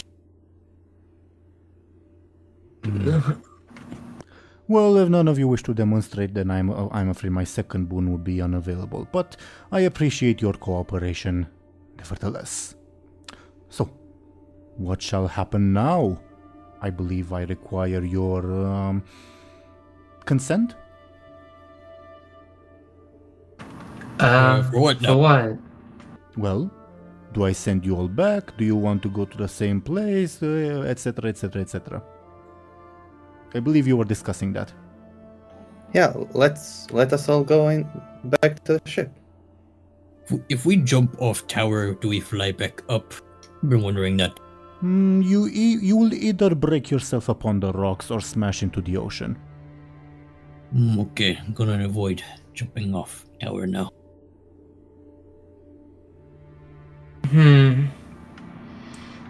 Lyri thinks to herself for a little bit. Consider what we said. Just come with us, and then you can go back to whatever business you had going. Do you think they'd believe me if I said I got kidnapped again? Probably. You always get kidnapped. You could say you got married, apparently. Could you at least pretend to kidnap me? I always got to pretend to be. Yes, kidnapped. some people say marriage is a prison, so I guess that works, you know. Some people say this world is a prison, but they stupid. Well, good one, Benerick. Shall I forge you rings then? No. Wait, what is the second boon if we get it? That I cannot say. For the DM has not decided yet. Oh, I see, I understand now. Oh, Will Yeah. this being decide only if we go through with it, or do they just need a bit more time? But I'm not sure I really understood the question. I'm asking if you're only gonna decide if we decide to go through with it, or if you just need more time to think about it. Yes, to both. Well, I guess we can talk about our motivations for a bit longer. Just in general, because it's been so long. Wait, are we seriously like considering murdering someone? No, married. Oh wait, we just need to pick one of those. Yeah. Not all- No, I required a proper demonstration. So you need to pick one of you. So either that one, or that one, points at each four of you, and go through with your choices of fornicating, marrying, and killing one of the other three. Yeah, we need to do all three. Yep. So But only one of you answer has to. is- Yeah, so answer is no, I guess. Wait, we have to do all three of them? I Yeah. thought it was only one. No. I thought there was Okay, going to be no so violence in your tower. So I have to. So I have to fornicate with Benjamin and marry Bud. Yes. And kill Bladebeard. Why But can't he I? said that we all need to consent to all those Yes. things, but that's never happening, so the Yes, answer of is no. course. Yes, of course. Yeah, So if for example you were to pick points at Lyri to go through with her choices, then yes, you points at Bladebeard would need to consent to being killed. It is the only proper way to go about this. Consent is key. Yeah, so I don't think anyone wants to go with any of those. Yeah. Yeah. Yeah. Yeah, it'd be too weird. But what I I'm mean, I do like marriage feast. But what I'm kind of I was kind of wondering if one of you was gonna consider. Well, let's switch our answers and say we're gonna kill Mera. She's not included in that thing, though. Unfortunately. I mean, I guess we could kill someone and use the pants. Yes, you could. Do you want to risk that, though? No. I'm just saying hypothetically. You'd have to still do all the other ones. Yeah. I mean, the most problematic one is killing someone. That's all I'm saying. You think? Yeah. What about the whole fornicating? I don't know. I thing? mean, if it's consensual, it's fine. This guy, you can this you guy's can just also use the watching. pants. Yes, I will You be just have to watching. marry. You just have to marry Bud. That's like. Yeah, you'd have to marry Bud and have this creepy elemental guy watch you fuck Lyri. You know yeah, that He's on the Patreon. there's that gif. I don't remember the actor's name, but for like a 2000s movie where the guy just nods like, yeah. Jack Nicholson. Jack Nicholson, that's the one. That's the elemental right now. Well, listen, he may want to sit on the cook chair, but I don't want to see him there. He can go. He can go screw himself. Well, yeah. Anyways, no, thank you. I guess. Your choice. So, Oh well. so, where shall I take you, if anywhere at all? The Benjamin, black dude. promise green. me. Promise me right now, and Bud as well. Promise me. I know Bladebeard's probably being nice because he's in this weird tower with this elemental guy. If I come with you, you will protect me from him, okay? If you compromise yourself to getting healed, I promise. Can we like, compromise not- a compromise? What does that You might mean? want to take shifts, because, like, at night he'll probably try and kill you or something, because, you know, not a Bladebeard kill way thing. So you might want to, like, sleep with one eye You'll open. figure it out. Anyways, what's your counter proposition? Oh, right. Well, I've made a lot of enemies, and a lot of people want me dead, and I have a lot of people who are after me, and many situations, and they probably won't like me bailing. So, could you pretend to kidnap me so I feel less bad about leaving? Then, do you consent to being healed? Consent is most important. I consent to going to Delaran No, and being no. nice. No, I consent to being healed. I In Dalaran. consent to being healed in Dalaran mentally. No. Healed, period. Healed You know in there's- general. You know, there's a lot of ways that she can cheat that vow, you know? Then can you propose like an uncheatable vow? Well, what is she being healed of? Like You- the for- void for in- madness, for whatever's going instance- on with For it. instance, if someone were just to cast Holy Light on her, that would just, fulfill her vow. Well, successfully healed of her void, whatever's going on. But what if they can't She, heal like- you? I mean, what if she gets it back? Well, if she gets it back, we'll throw her into the sea. Oh, Why don't you trust me, Benja? I promise I won't do Because- it again. That's the problem. You will do it again, and I know it. You said fornicate to me. You don't believe my words, Benja. I had a choice between 3 people, okay? That's the... Look.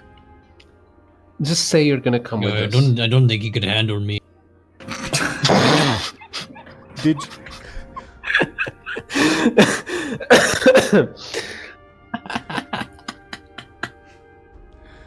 Did you not consent to marrying him? Yeah, marriages, big feast, and rings, and dancing, and, lots of singing. fornicating. Well, actually, fornicating is specifically outside of marriage, but Oh, I didn't know that.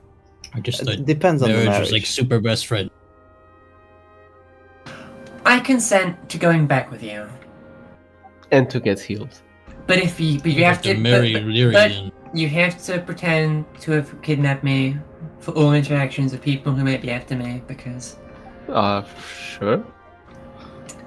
it's not for you, it's for me. I just feel really bad about abandoning people.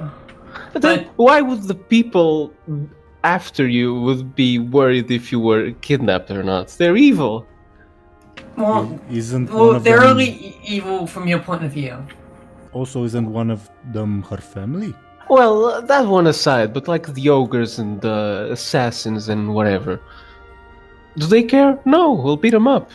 Like we usually do. It's okay. But I'm known for making bad decisions in the heat of the moment, so I might regret how it. But do you expect me to believe you? You won't use your void powers again. You're just admitting that you're gonna make more mistakes. admitting mistakes is the first step, Benjamin. I thought you would understand. But that's all I'm saying. You're not making any sense. That's why I need you to compromise to getting healed. I'll go to Dalaran with you, and I'll listen to whatever Khadgar has to say. I didn't mention Khadgar, but okay. I mean, who else would heal me? Okay, is that it? Are we in agreement about Bladebeard? And you will get me a new hand if the opportunity arises. Thank you. Sure, sure. I think they do prosthetics in Dalaran. Does it have to be like a metal hand or another lady's hand? So, I prefer a metal hand, but I don't care. Just Metal find hand a is way pretty to. Cool. Well, I wouldn't. You could get like a spiky hand. Like Okay, that. we'll figure it I just prefer it to look normal. Okay. Okay. Like, it doesn't We have to can- be spiky and have weird hands and out. fingers. We can work that. So, okay. Do we all consent to this? Yes. It is most Aye. important. Yeah. Wait, what about the other one? Mera? Who? She shall be a sacrifice to the Wind Lords. Huh? Huh? What? Was that always part of the? I apologize. Okay, Mera! can you- Good. Speak. Can you like send her home or something? I don't think she's up to all this madness. Mera! The all-seeing Hazu calls upon you! Huh? Yeah. What about it? What do you desire? Money, fame, Well, I a mean sense like of exploration. I mean like a place, you know what I mean. What do you mean a place? A sacrifice to the Wind Lords, then. No? What? What are you talking about? Ha, that got your attention, did it not? A little bit. So, these four lovebirds decided that they're gonna come together as a package, so that leaves you aside. Shall I send you back in the middle of the ocean? No. So you can't send us to the Aaran directly? No. Maybe like, Then back to the actually, can you send us to the other ship? The one that was taken. And abandon Good your fortune. father? Right. So does your wind magic thing make us reach the other boat, or It will help you get there faster, yes. so we will have get promised. there eventually, and not be slower and never get there? Yes. Okay. Yeah, we can be sent back to the ship. Is this is Mera unanimous? not coming with? Huh? Hi, my name's Mera. I'm a Volpera. Fascinating. Where do Vulpera come from again? No, remember? She was lost at sea. I think there's Rub- We come from the Great Dunes of. Can't you send her back to the Great Dune? No, do not send me back to the Great Dunes. Just what- send her to Freehold. Yeah, I came from Isn't your Freehold. pirate faction from there? Yeah, but they kind of got exploded in the ship. But I think I'd prefer that to be on a volcano or on a horde ship surrounded by big Are you ogres who wanted to leaving? eat me. Are you going away, Mera? Sounds like you're sending me away. I don't want to be on that ogre ship. They tried to eat me. Oh, that's true. Then where do you Well, want to go? Do you want to like be dropped in Booty Bay or something? Huh? What's Booty Bay? I You know, believe, like I, Freehold, believe the, but with goblins. I believe the Blackwater Raiders don't really get along with her pirate faction, but you know. Oh, probably not then. I don't know. I heard. Freehold. Okay.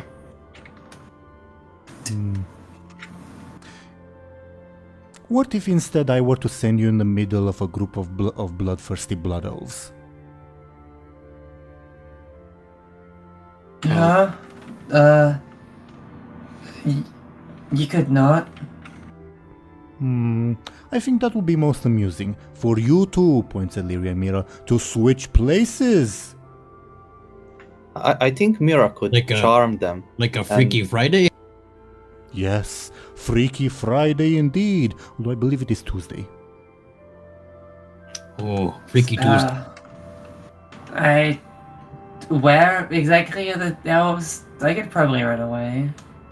If it's not somewhere full of pirates and water that I can't swim in, it's fine, I guess. Above board, Zelrin. Which would Zelrin prefer? Not Lyri and Mera, but Zelrin. Which would you prefer that we send Mera to? What, Freehold, where she's never seen again, or Pandaria, where she might come back somehow? I don't know. I think Pandaria is never seen again for sure. What do you mean it's never seen again for sure? He's gonna get roasted for the dinner. Well, specifically sent to the Sun Fury, not just anywhere in Pandaria. Yeah, but I mean, she could probably chum her way out, I don't know. But, wait, is she literally replacing where Larry was? Like, in the exact same spot? That is what Hazu is proposing. Hasn't it been like an hour in game time since then? Or has time frozen outside the world? Are we in some kind of limbo? What's going on here? Time has passed, normally. Haven't they moved? Probably. I guess.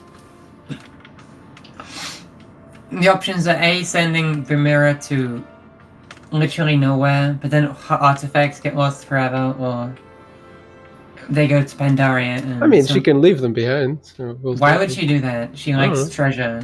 She would never do that. It's out of her character. Also, I do promise, whatever happens, Mera will not die off screen. Okay, let's have her go to the Pandaria. That'd be funnier. Okay. I think whatever happens, it'll be more funny if I go to Pandaria. And also, I think the Stormwind people having that mainline stuff would be cool. So we'll see if they can snag it off. Yeah, we'll see.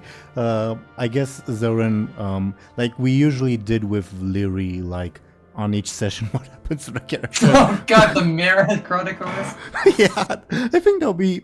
Do you want to? That'd be more fun. It's not like a whole other story, just some kind of like wacky side adventure. Sure, why not? It'll be very fish out of water. Yeah. All right. So back in game, Hazu would like lean into Mera and say, "I believe I shall go against my laws of consent just this once, and entirely make you switch places and not send you to Freehold for my amusement." Mera blinks like twice. So, do you have any last words for your companions? They like the yoga. None of them say anything.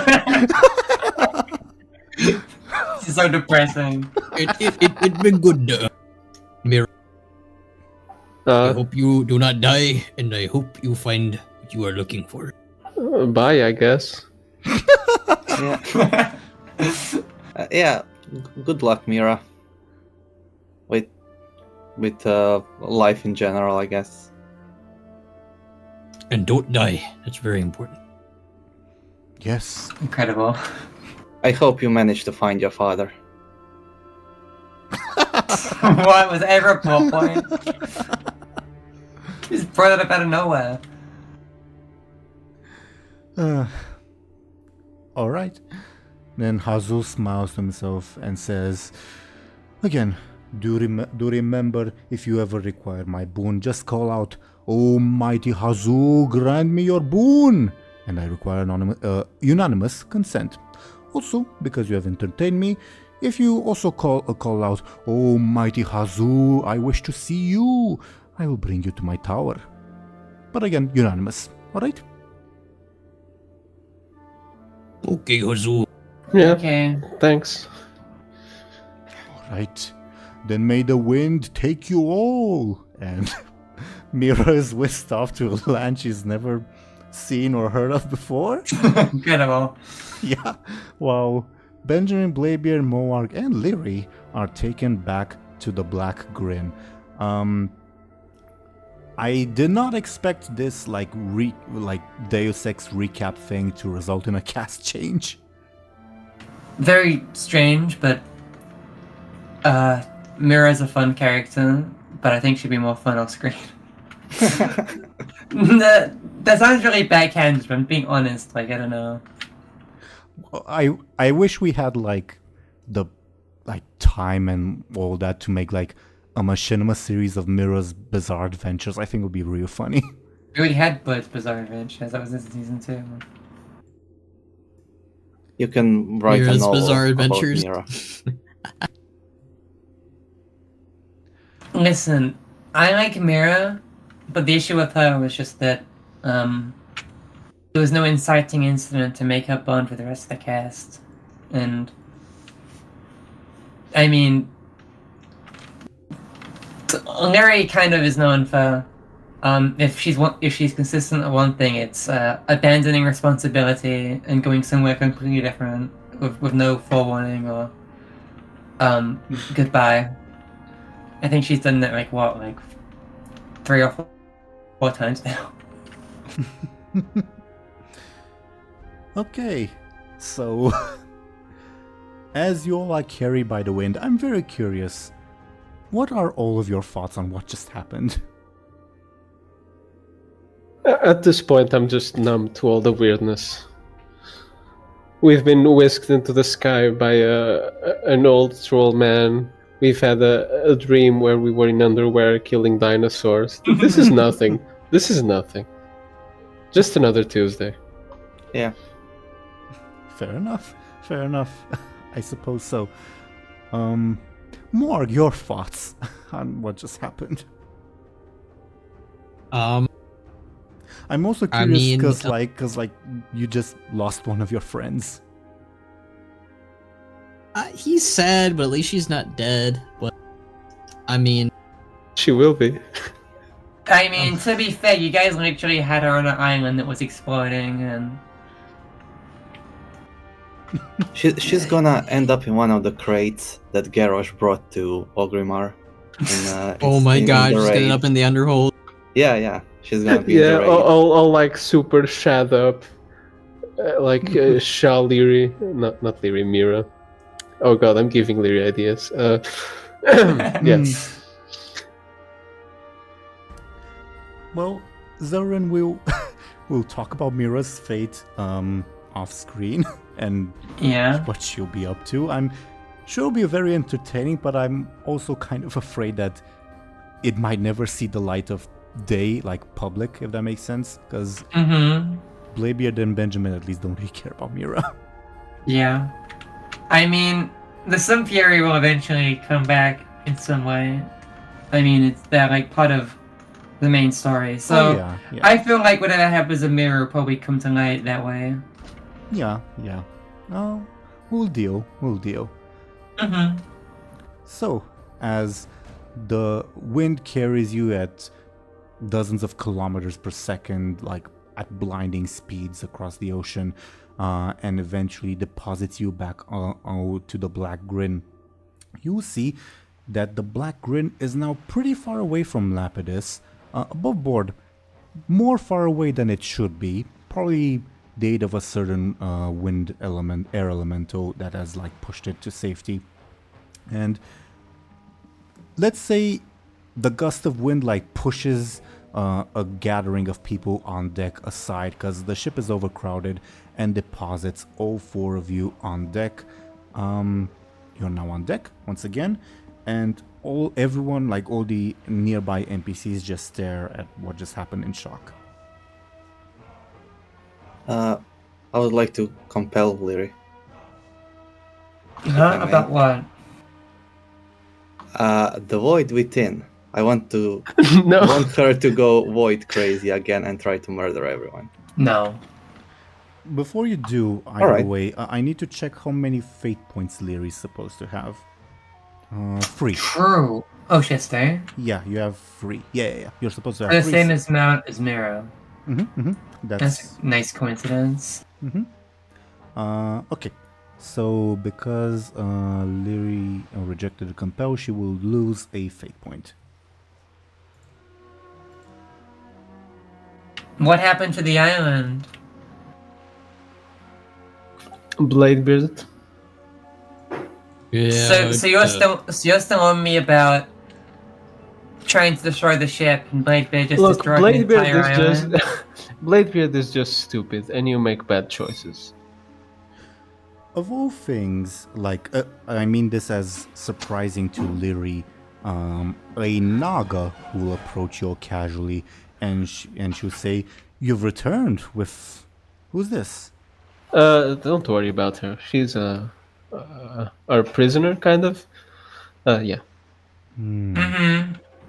Prisoner friend. Yeah. I have Stockholm Syndrome. That's why he's saying that. Very well. Is... Who... I don't think Stockholm exists in this universe, so I'll just say Stormwind Syndrome instead. Stratholm syndrome.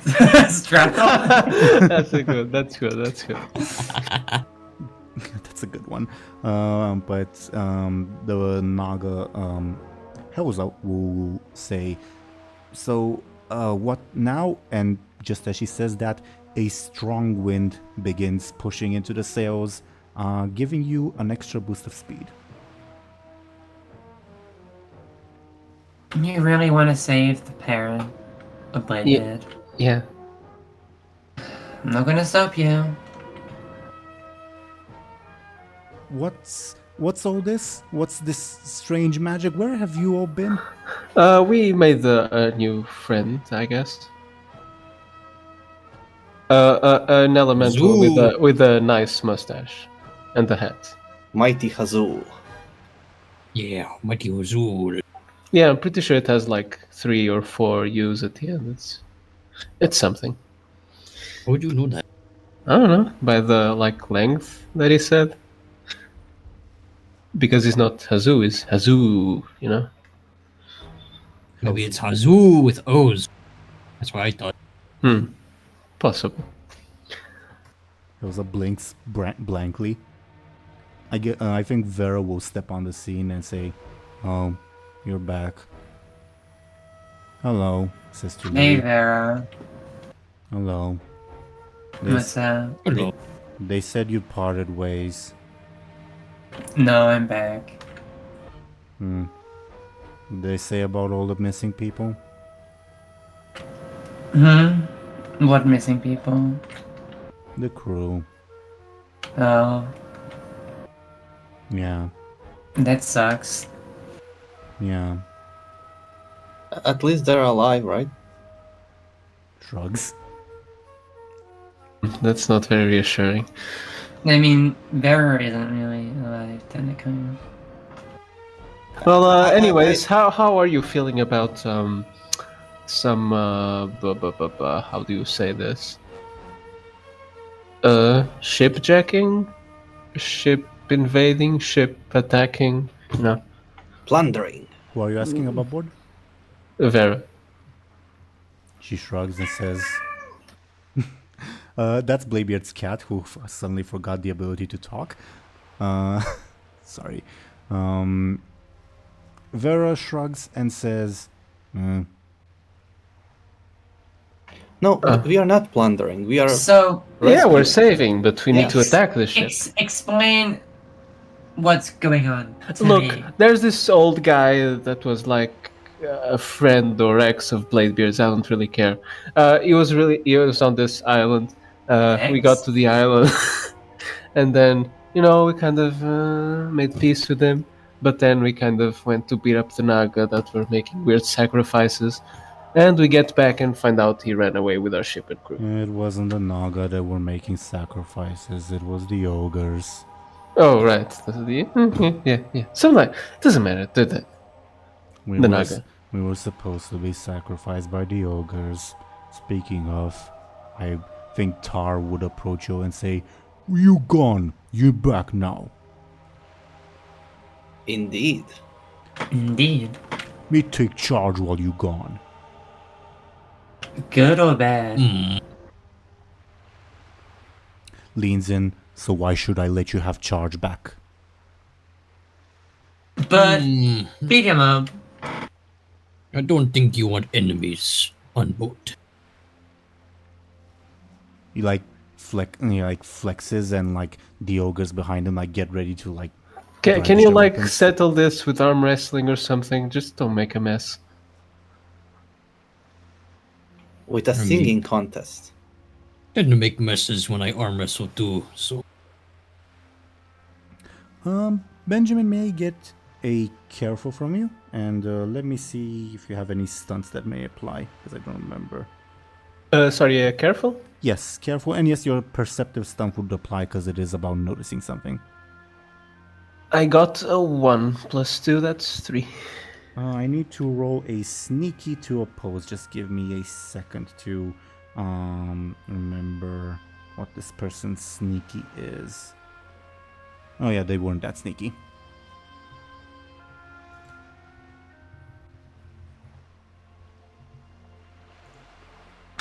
Say, Benjamin, is your father here or is he on the boat with? He's here. No. Why isn't he with Bladebeard's mom? Because Bladebeard's mom was on the ship and my father wasn't. Also, let me know when the number pops up on your guys' end, because it's still rolling on my end. That's still nothing. Okay. I'm just waiting for the number to pop up. But I just realized that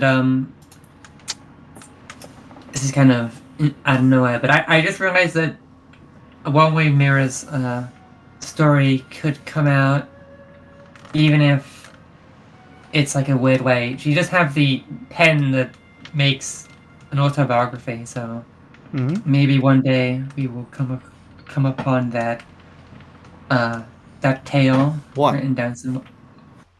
Yeah, a 1. Oh, 1. Okay, thank you very, very much for pointing that out. Benjamin, you notice Captain Rocker trying to sneak up on you, probably in trying to like tackle you. I kind of, at the last second, I step to the side so she doesn't, catch me, I guess. She jumps forward in the middle of the scene and says, in Orcish, "You're back, lover," which, Benjamin, you don't understand. Doesn't Lyri speak like very rudimentary Orcish? I think she does. No, is this your new lady friend, Benjamin? No, we're not going to talk about this. I wish you wouldn't get around so much, but... I wish too. Who's this? No, I'm just a special woman in his life.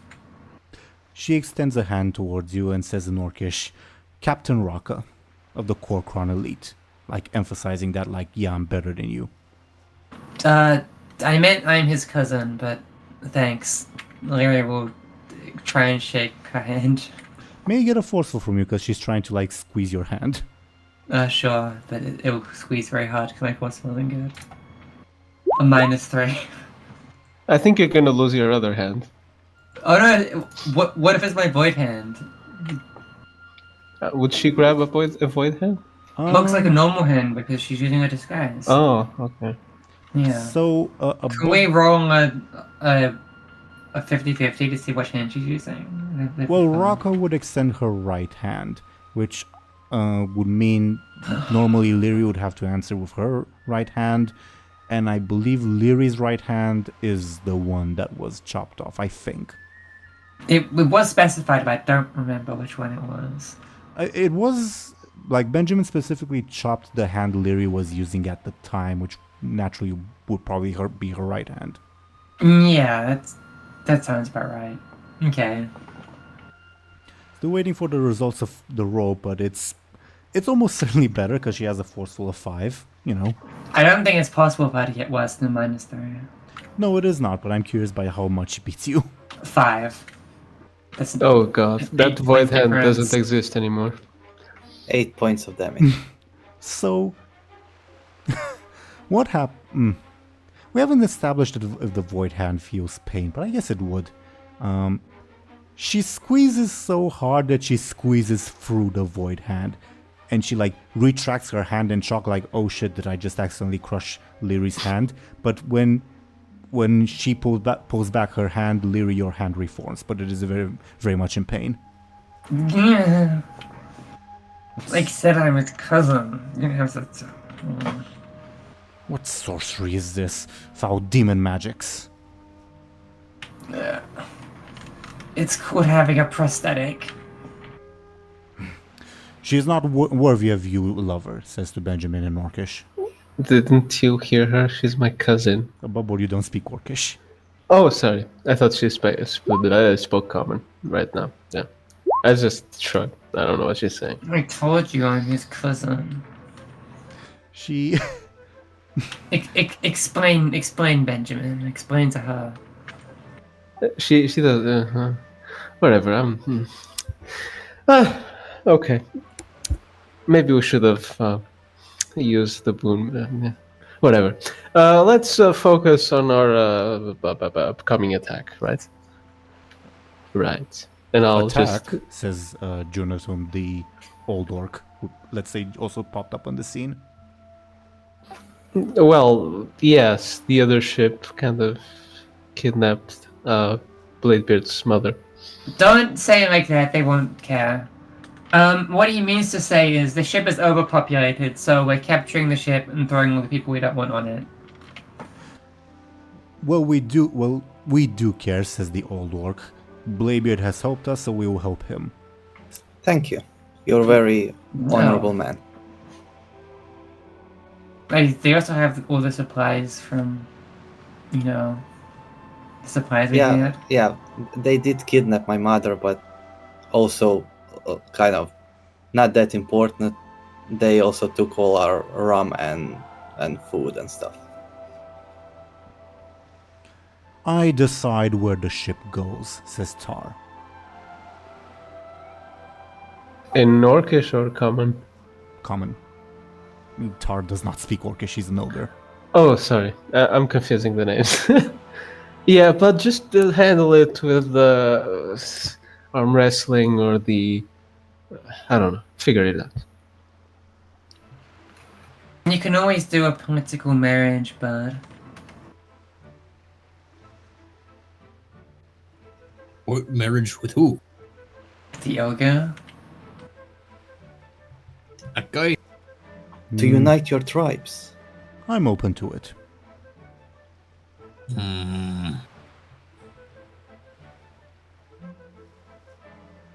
What?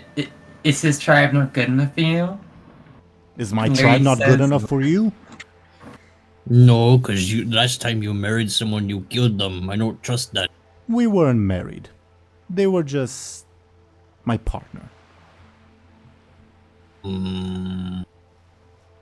Still don't like that.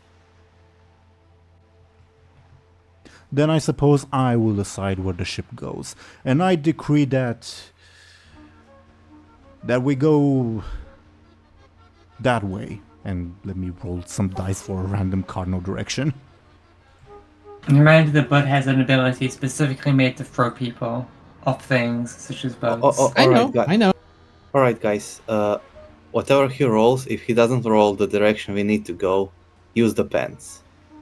Until he rolls the exact location. But we need then to. we're gonna explode and shit our pants and probably more horrible things. Explode a and single then time. I don't know, create Or- like I don't know, a rock meridian or something fucked up like that. I was gonna say we might turn the ship sentient. Oh, that would be cool. Honestly. It would not be cool. Sentient ship meridian, no. Oh god. Still I says feel that like it's nightmare. it's still rolling on my end. I apologize. Can you hear me? Yeah. Mhm. Yeah. Do you want one of us to roll? Sure. Can one of you roll a d12?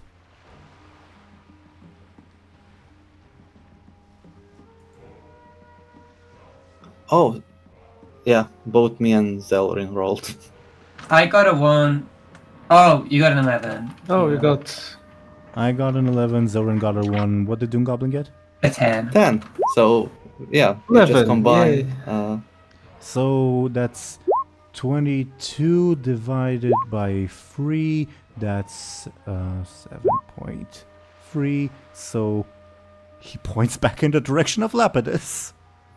okay. I think you hit your head on like the mast or something, but no. How Yeah, I dare think you go that suggest that? direction. Look behind you. There's a volcano exploding. I see nothing behind me, and above board there's nothing because you guys are far out of range. But throw him off board. Okay. You will do no such thing. I am the almighty Tar, chieftain of the Black Rock, the Dark Rock, my bad, ogres. Morg would attempt to pick him up and throw him in the direction that he wanted to go in. May I get a forceful from you? If you get a max roll, can you literally put him all the way? Can we assist Morg? Yeah, we're all like. The assist has to be announced before the roll is made. Alright. Oh, Bud got a 1. Let me. Yeah, I got a 1, but let me look for Tar's stats because I don't remember them off the top of my head. Okay.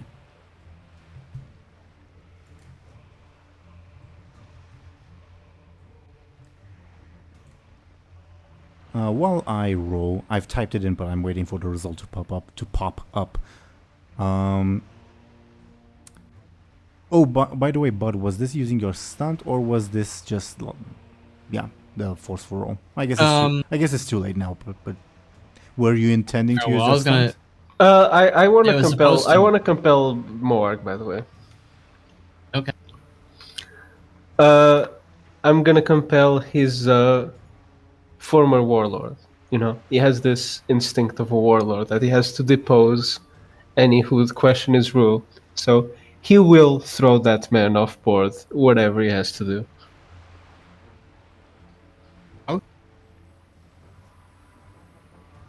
Morg, Banarak, do you accept? I do. Alrighty.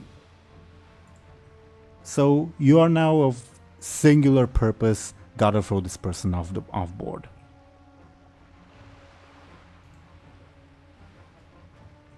But we're still waiting for the results of the dice, which I did not expect to be the thing that breaks this session.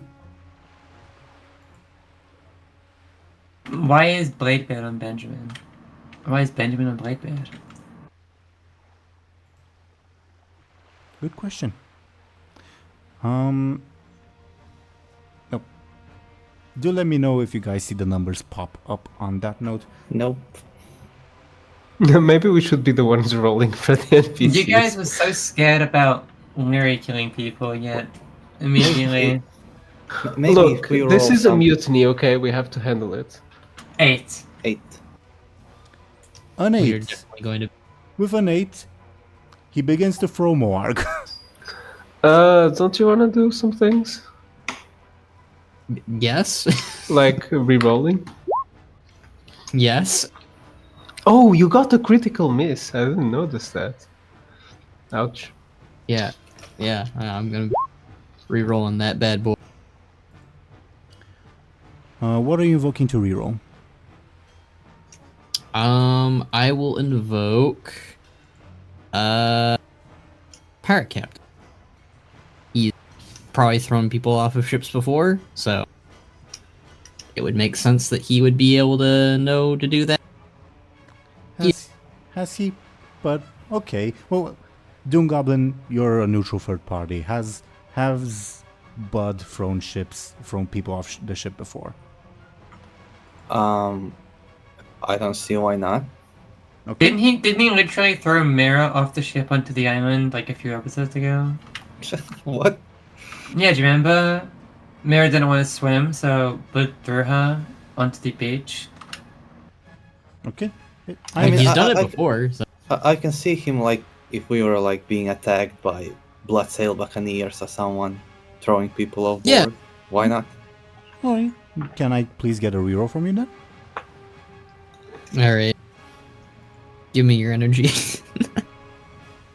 Am I giving it to? Oh, a 7. I got a 7 Ooh, now you just have to...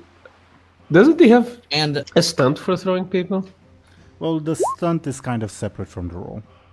Oh, Yeah, okay. it's not the +2 stunt. It's Oh, okay. one- Well, I guess you one just Yeah, have to use another I, fate point to boost your roll. yeah, I will add another fate point to the roll, and that will be invoking former warlord to add a plus. How does being a former warlord aid you? He's wrestled is with a- some ogres. This is an ogre questioning Moarg's position on the totem pole, and he's got to demonstrate that he's top dollar dog ogre. Alright, that makes sense for me. With a 9 to his 8, I don't think it's enough to like entirely throw him overboard, but you do begin to do that. Like you guys are wrestling and you definitely have the upper hand. I think at this point like 2 more successes and you will succeed. Does that make sense? Yes, I think I. Alright. So while Moarg and Tar are wrestling, I think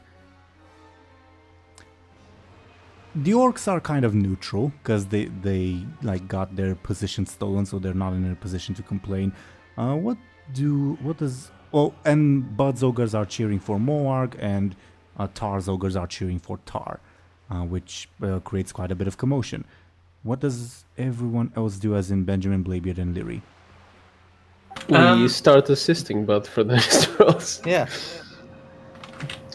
May I ask how? We are cheering him on like the good friends we are.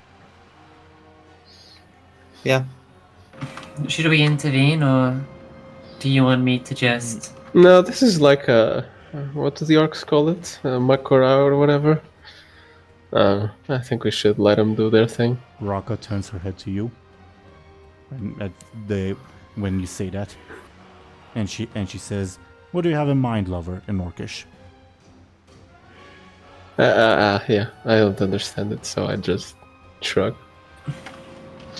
Translate, asks Lyri. Oh, sure. Hey Benjamin, do you speak Thalassian? Lyri says in Thalassian. Sorta? I think that's from. Blah blah blah blah blah blah blah blah blah blah blah blah blah blah blah. Okay, I said it. Lyri replies in Orcish to. Then she looks attentively for Benjamin's reply. He doesn't say anything. Just nod, Benjamin. You'll nod very slowly and robotically. Then she'll give you a good shove. I'm gonna roll. Well, I guess. Banarak, can you roll forceful just to make things faster? Because your forceful is the same as Captain Rocka's. Yeah, Okay. I got a 3. Benjamin, how do you oppose her shove? Kind of like before, at the last second, I sort of step to the side. May I get a quick or careful from you? A4. And does my stunt apply? Let me check. It's a forceful attack. Well, it's not meant as an attack. I mean, would it do damage? No. Oh, okay, then I guess it wouldn't apply. You would still succeed, though. Yeah. I was just wondering if I did with success. Yeah. She laughs at your evasion, like, good-heartedly, and then gives you, like, an appreciative nod, like, yeah. Back to Moarg and Tar. Tar will attempt to shove Moarg. Can we assist him? Morg? Yeah, can we cheer for him? Yeah, we're all cheering. Sure. Moarg has 3 assists. Thompshire,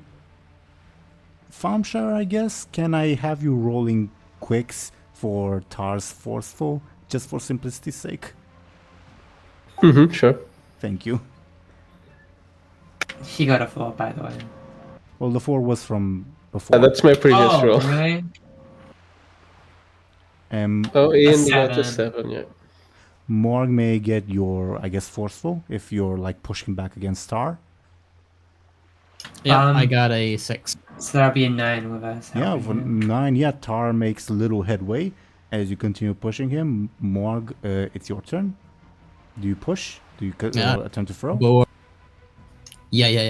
Moarg, feeling more and more inspired by his friends, starts roaring and lifting up this offender and moves to try and throw him again.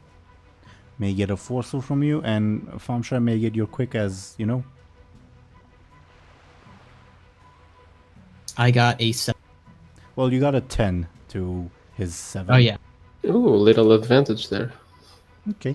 You succeed with style, so I'll count that as 2 successes instead of 1, so Tar's gone overboard. So, Banrai, can you please describe the scene as your ogres cheer Moarg, and Tar's ogres, like, seeing the clear disparity in strength, also begin to cheer Moarg.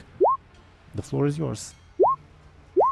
Yep, Moarg starts to pick him up completely and fully with both his hands, lifting him up in the air, and then he tosses him in the direction that he wanted to go.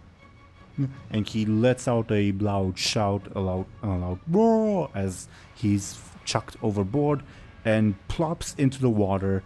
And one of the ogres comes up to you, Morgan, and says, "He no swim.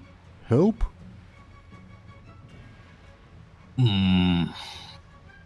Moarg kind of rubs at his chin, thinking, because he's like, this guy was a bit of a jerk, and also he tried to... I think you're compelled not to help, I think. Well, I guess the compel really? was just to throw him off board, but I mean, up to Ben, I suppose. Well, actually, it's up to Thompshire. It's up to Thompshire. It's Thompshire's compel. Can I roll a d2 for that? Sure. But do say like which is which, like which result. One is you can save him if you want, and two is you can't save him. How did we roll again? I forgot the command. /roll space D2. And you can't save him. Rip. You can't save? No. Okay. Bubbles begin to rise as Tar sinks to the bottom of the sea. Wait, can we try to help him? The rest of us? Of course you can, but do you want to?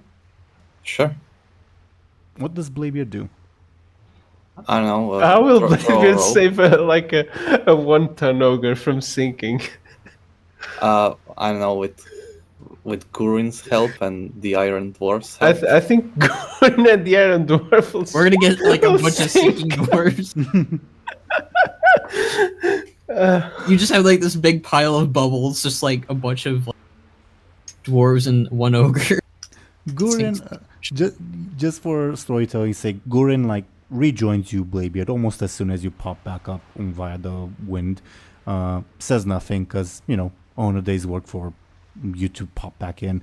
The two iron dwarves, let's say Hroggy, like out of nowhere says, our models are not suited for underwater work.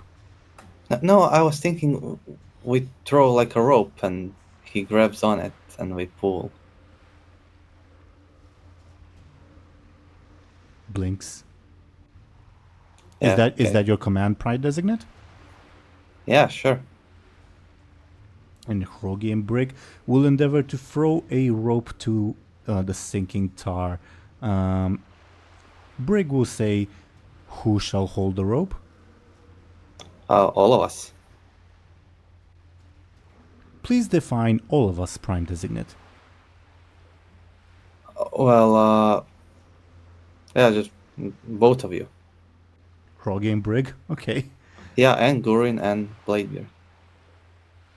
Okay. Who is gonna roll forceful to potentially drag Tar back on board? Can it be Gurin with our assists? Very well. Thompshire, can you roll quicks because it'll be against Tar's own forceful because he might drag Gurin and company into the ocean. Oh wow, how spiteful. Not out of spite, but out of like... Oh, it's heavy. Okay. Yeah. 4. And DoomGoblin, may I get Gurin's forceful? 6. And Plus 3, with- 9. Yeah. Okay. Awesome. Tar is almost effortlessly brought back on board. Morg, you don't like this. Yeah, Morg is like, yeah, he like gives like a disdainful look, per the whole scenario, but at the same time, he showed that he's the strongest. So he's not the. I don't think he's the type to be like, I hate you for doing that. I think it's first more like, I don't like that. Meanwhile, now all of the ogres will chant More Warg, including the Dark Rock ogres, accepting you as their new chieftain. Congratulations, Banrak. Morg is now not just the captain, but also a chieftain. Morg lifts his hand up in triumph. And Tar is brought back on board. Nobody cheers for him. In fact, I think one of the Dark Rock ogres will fling his poop at Tar. Oh, nasty! Wow. Damn, poor guy. I almost feel bad. He glares daggers at you. At Morg. I mean. Morg glares back. You have something on face. Sticks out his tongue and licks it. Ew, he's Morg a gives a freak. really gross. Morg gives a really gross look. Morg is like, Shit eater. Tar grumbles, says nothing. Another ogre throws his poop. Vera says, I guess to Bladebeard, says, maybe you should stop that. Place already stinks. Yeah, save your strength for later, for our enemies, not our fellow passengers. You'll be a security risk, you know. Aren't we all? Yeah. Yeah. Do you want me to help with ship security, like back on Kyrie's ship, or do you have other duties for me?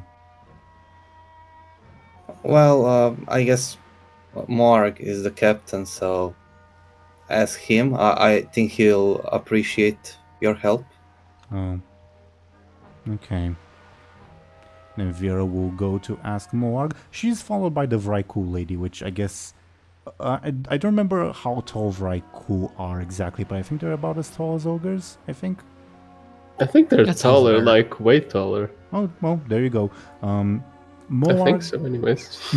Morg, someone pretty much almost as tall as you, because you are gigantic, approaches you, and you hear a voice from way down say, "Hey, Captain, Oh, hello.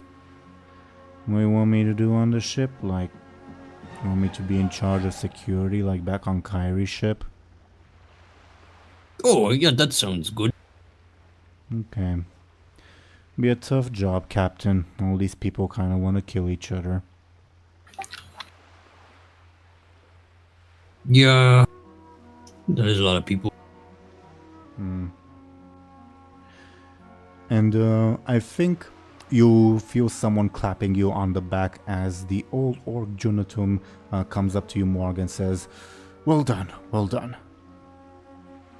Oh, thank you. That guy was been in the neck for a while.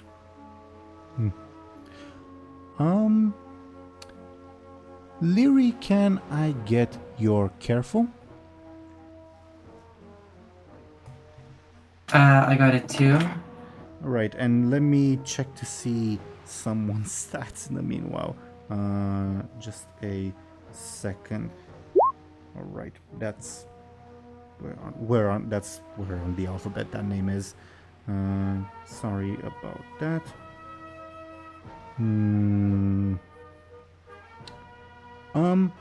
Thompshire, may I once again get your quick, please? Just for simplicity's sake. By the way, earlier you mentioned our sending spells were recharged, right? Yep. Okay.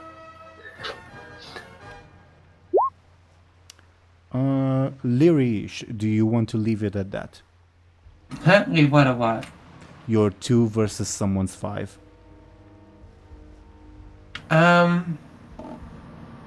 Sure. I don't know what else it would. I don't know anything about what it is, so I can't use my. It is the 5 is someone sneaky against your careful. Yeah, but I don't know the context, so I guess I'll allow it. It's fine. It's only a 3-point difference. It does mean succeeding with style, so you'd have no idea about what happened. Okay, I'll make a note that something has happened. Okay. Don't think many of the other NPCs will come bother you. So what are you guys doing as the ship is propelled at quite fast speeds towards its destination? I would like to check on the dragon, Petronimi. How's she doing? You will find her on the top deck. She's still in that in-between state because she got beat up pretty badly and she's sort of mid-transformation, like one broken wing is popping out, and she's like larger than a Pandaran and scaly but not dragon yet. So you're looking at not an abomination, but not an actual like undead abomination, you know what I mean? Yeah.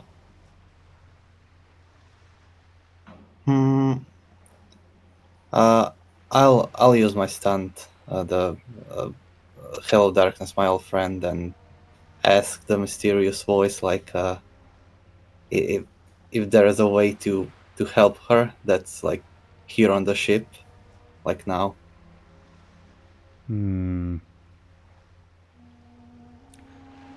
Good question, above board. Let me think about that. I know that one of the ogres is a shaman, right? Maybe he could heal. That's the only idea that I have. Nourish.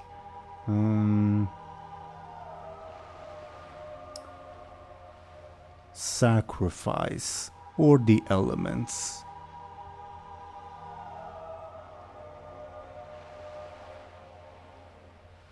Did you hear what I said, DoomGoblin? Yeah, I'm still processing it. I have no idea what he means, but alright. Oh, by elements, maybe he means the shaman, but sacrifice? I have no idea. Do we have a shaman? Nourish above board. Yeah, Oh, yeah. I'll go find Nourish. Actually, you have two shamans, but you don't know about the other one because he's never said that he's a shaman. what should be bug? Oh, maybe the Tauren. Yeah, the Tauren. Do you approach Nourish, Bladebeard? Yeah. He is in the middle of the celebration of Moarg's like new status as chieftain and captain and all a bunch of other fancy titles. What do you do to grab his attention? Oi there, friend, Nourish, right? May I get a flashy from you? You may. That's a -2. He accidentally kicks you while he's like stepping back a little. I guess sacrifice it is. I'm kidding. Yeah, I guess I'll give up on this quest to get his attention, but yeah, I have no other ideas how to help the dragon, so that's my scene. I think after a little bit, Bladebeard, you'd be approached by Bug. I would say, hey, pal, can you come here with? Oh yeah, sure. What's up? I found this stuff. You know what? I think we can smoke it. You want some? And he... But what does Bladebeard know what Blood Thistle is? Does he know what is? Blood Thistle. Oh no, I know what this is. I don't know what that is. Oh, he's a piece of shit for this. Oh my god. Blood Thistle is a drug that Blood Elves use. Oh. Alright. Above board. So does Bladebeard know what it is? I don't know. Would he? He's familiar with narcotics, but blood of narcotics are kind of exotic. So that's why I leave the choice up to you. If you want, we can roll like Bladebeard's... Go ahead. Yeah, let's roll. Give me, I guess, a careful. 1. Never seen this in your life, but it does look smokable. Yeah, I guess we could smoke it. Yeah, take the edge off. It's been a hell of a day, eh? Yeah, it definitely is, but I want to keep my mind clear. Yeah, your loss. He begins to roll up some of the leaves awkwardly. Yeah, I don't think Bladebeard will smoke unless he's like compelled to. I kind of want to, but I'm curious. Let me look at your aspects. But before Bladebeard becomes an addict, can I send a sending spell? Yes, go ahead, please. I want to send this sending spell to Meridia. Oh, interesting. The elemental man said he couldn't detect her, so that's worried me a bit.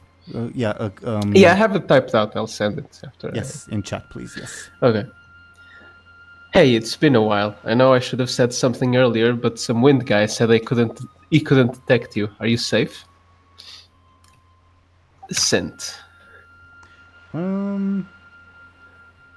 May I get a D20 from you? Ooh, she might be on another plane of existence. No, I think. Yeah, the ooh. D20 is for if the sending spell will go through, if the target I is got a 9. So the sending spell will go through. Okay, I need to think up of a reply. But meanwhile, Yeah, you can do the Bladebeard edict thing. Meanwhile, DoomGoblin, I'd like to compel your, I guess, Pirate Lord of the Blackwater Raiders, like you face Bladebeard, Pirate Lord, etc. Pirates, yeah, you do your narcotics, you do your alcohol. You need to take a bit of the edge off. Sure. Alrighty. You know, he recently saw his cousin dead in his pool of blood. There was a goblin nailed to the mast with a spear. And a bunch of awful stuff, so yeah, sure. Oh yeah, the goblin. Yeah, that did happen. Oh yeah, and a gnome killed herself, and a bunch of other nasties. Mm-hmm. Yeah, a bunch of stuff happened, yeah. Yeah, you begin to roll up some blood thistle with bug. It's a very strange sensation like that it provides, because you're not a super magically adept person, and this mainly affects magical people. Zelris, may I get Lyri's careful? Sure. She got a 1. Okay. Yeah, you begin to roll up that blood thistle, Bladebeard, and it's a strange but refreshing sensation. You feel sort of kind of attuned to everyone around you. Like, you get a better feeling of what everyone's doing, even if they're not directly in your line of sight, if that makes sense. To like signify how you're more attuned with your magical senses. Alright. Can I sense that the Tauren is a shaman? May I get a careful from you? Sure. This might actually be useful. A 3. I don't think the blood thistle is good enough to like give you that detailed information, but you do feel that the Tauren is a magic wielder of some kind. Like you get, well, maybe not that specifically, but you do get like a stronger sense of the Tauren's presence, if that makes sense. Like, and you also get a stronger presence of like Petronimi and Helza and Benjamin and Lyri and Nourish, I guess, than the other people on the ship. So What about Moarg? He's very magical lately. Oh, that's true. That's also true. Alright. Sure, I'll go speak with the Tauren, if I can, in my state. Are you sure you want to be walking while on this, baby? Yeah, sure. I have some business I need to do. This stuff doesn't really affect me. You know me. Sure thing, man. Just stay away from the person I stole this from, okay? Sure. Yeah. Well, you have like two things coming out from you, you know? Oh, I got more than 2 things coming out of me. Yeah, man. Yeah, Rad. dude. Rad. Bug is more of a lightweight than you are, I guess. So, do you go to the Tauren? Sure, yeah. Like I said, if I'm able to. Yeah, you are able to reach him. The Tauren is a fairly lonesome person. You approach him, and he stares at you. Hey, cowboy. What's up? In which language do you say this? English? Common? Common, okay. Looks at you. Moo. Tries to kick you. How do you defend yourself from his forceful kick? I think that Tauren actually say moo if you type in their language. If you say hi. Yeah, alright. but they're also offended like a lot Yeah, of times alright. Yeah. I'll try to dodge his attack. Thompshire, can I get your careful to signify Karu's forceful, please? That's a 0. Okay, and That's 3 because he's taller than me. true. Yeah, you dodge, and he does not like follow through to like strike at you. This was just like a fuck you kick. Yeah, but he probably like dodges, but like he barely like gets back on his feet. He almost falls. Karu just stares at you, says nothing. Can you heal the dragon, lady? Stares at you. Says something. You don't speak Torahe, do you? No. Says something in Torahe. Something fairly short. By the way, Thompshire, I do have Meridia's reply. You can finish Bladebeard's scene, I guess. Yeah, I think that's it. Oh. But Bladebeard will just walk away, seeing that this Thoran is also high. Can Lyri roll another careful? Yeah, give me a careful. I swear to God, if she doesn't smell this deception of fun, I'll be upset.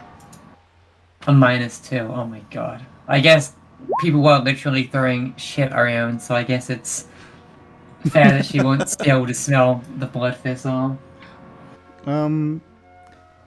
After I give Meridia's reply, I'm also very curious what Lyri's up to.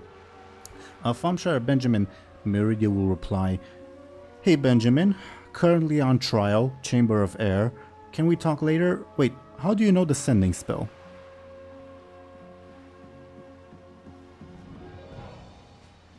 Thompshire, did you get that? Mm-hmm. Okay. So, Aaran, what's Lyri up to currently? I mean, people have kind of left her alone, so I guess just sitting around. I mean, Bud has his ogre business. Bladebeard has a lot of crewmates. Since Benjamin's doing whatever as well, she doesn't really have anything to do, so... I think there will be someone who approaches you, which is kind of funny, considering they haven't approached someone else first. Benjamin's father will approach you. Hooray! Because, yeah, you guys had a moment before the hiatus happened. So yeah, Benjamin's father approaches you and says, hello, didn't expect to see you back so soon. Lyri waves. Yeah. Weird how things turn out sometimes. How have you been? Yeah. Same as always, I guess.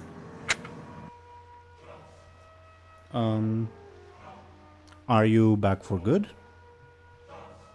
Lyri shrugs. I don't know. Well, I'm happy that you're here for what it's worth. Yeah, you're much happier than Benjamin is. He'll get around. Old Benny's always been a bit hard-headed at the worst times. Mm-hmm. I see it. Just... everyone else has stuff to do on this boat. It's kind of isolating, you know? Well, it's, I also don't have anything to do. It's kind of hard when there's barely any room around. Almost wish that we'd left the ochre overboard, being honest. Yeah, I mean... I guess Bud's gotta do what he's gotta do. Seems like he has a good heart. No, it seems a bit spiky. Spiky things don't usually have good hearts, but, you know, I can make an exception for him. Lyri shrugs. Whatever. I think we're gonna help rescue Bladebeard's mother. Are you going to help with that? I guess if they want me to. Benjamin is kind of horrible when it comes to plans. He always talks this big game about going to Aaran, but he always gets so preoccupied and caught up in things, we'll never get there. Well, I've been to Dalaran once, back when I was young. It's a fine place, and the lake's also nice. Yeah. Have you ever been before? No. Well, glad to have you with us. I should speak with Ben and get him to be more open-minded. You don't have to do that. Well, I should. He's reflects badly on the father if the kid misbehaves, you know. I suppose. I hope you're well, and if you need anything, you know where to find me. Lyri nods. And proceeds to go back to sitting around doing nothing because she doesn't have anything to do on the ship. Fair enough. She has no battles to fight on this ship until she figures out what that scheming, deceitful goblin did.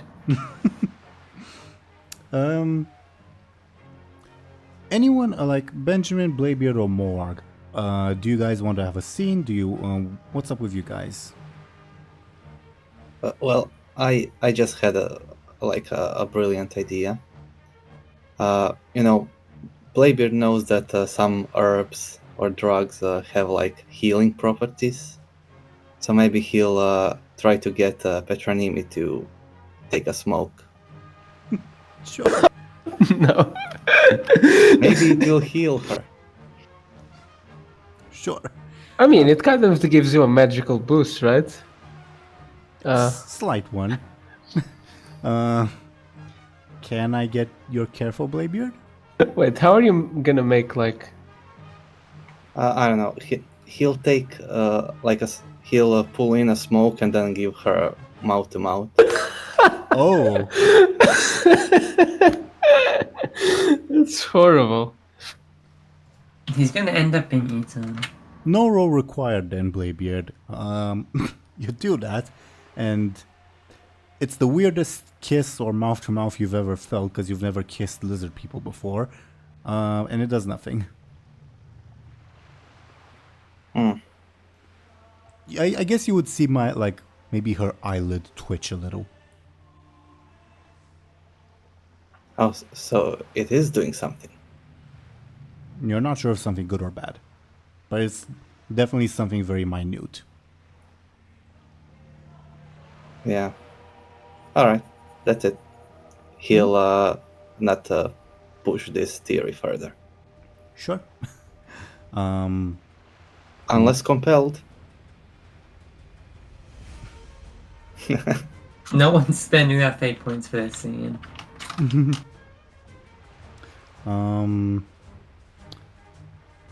Who would be? I guess Banrak is. Are you here? I am here, yes. After the celebration dies down a little, what do you do? And also, do you give the order to pursue in the direction of Bladebeard's mom's ship or anything like that? Yeah, I'd say he would give orders to get ready for a ship battle with, trying to get back Bladebeard's mom and other crewmates that are missing. And I feel like after giving such an order, he'd kind of wind down a little bit, set his cannon down, rest a little bit. Yeah, as you rest a little, I think Bug will approach you, stumbling a little, and say, "Hey, Captain. Chieftain." Oh. Both were working pretty well. How's it going, little guy? Yeah. It's going great. You want some of this stuff I stole? It's good shit. What is it? Is it food? Food. It's allows you to sense the world, man, but magically, you know? Magic senses? Yeah. magic sniffer? Yeah. But like with your Hmm. mouth. That does sound very useful. Yeah, Okay. take it as like my offering to like the best chieftain captain there is, whatever your name was. I think my worked together once by Bladebeard, but never really know. Anyway, it begins to roll up another thing of blood thistle. So you were like, just. Oh, is it like, I think I did it before. Like fellweed or something? Yeah, only like more magical. Oh, like magic weed.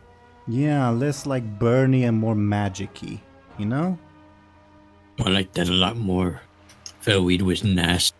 Yeah, Felweed sucks, man. Like hands you Oh, you- the makeshift joint. Yep, I think Moarg would put it on his mouth. I don't think he has a lighter. Oh, sorry about that. He like Bug will light it for you, so no need to worry. Don't you have a cannon that shoots fireballs? Also that. I don't think he's gonna light. I think that would blow it up. That's pretty extra. For you, Moarg, the effect is much more reduced just because you're such a big lad, and you definitely feel like more aware of your surroundings slightly.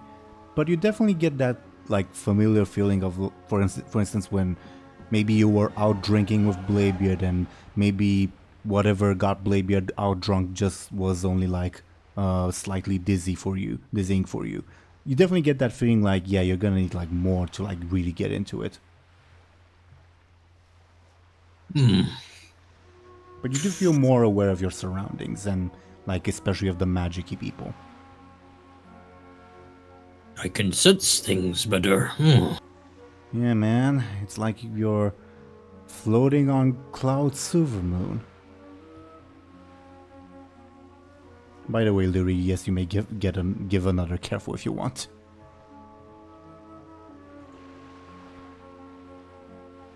Oh, I got a 3. Yeah, you see Bud and not Bud, Moarg and Bug, just like sitting together, apparently smoking something. Very unusual sight, and you get the whiff of something familiar. But above board, has Lyri ever indulged in blood thistle? No, but she worked in that really shady part of Sure. Silver Moon in the bar, so I think she probably knows what it smells like. Let's say it's something familiar, and you probably recognize it if you get up close. Mm-hmm. I think she'll approach just because she's drawn to whatever it is, that familiar smell. Lyri approaches Moarg and Bug. Bug looks at you and says, "Oh shit. Hey there, friend." Hello. Hi, bud. Yeah, Who's this? you definitely smell blood thistle at this point. Wait, We are. Lyri goes to check her bag. Your box of heirlooms is missing. Okay.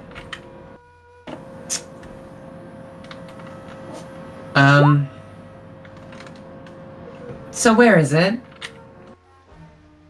You can see the future, man.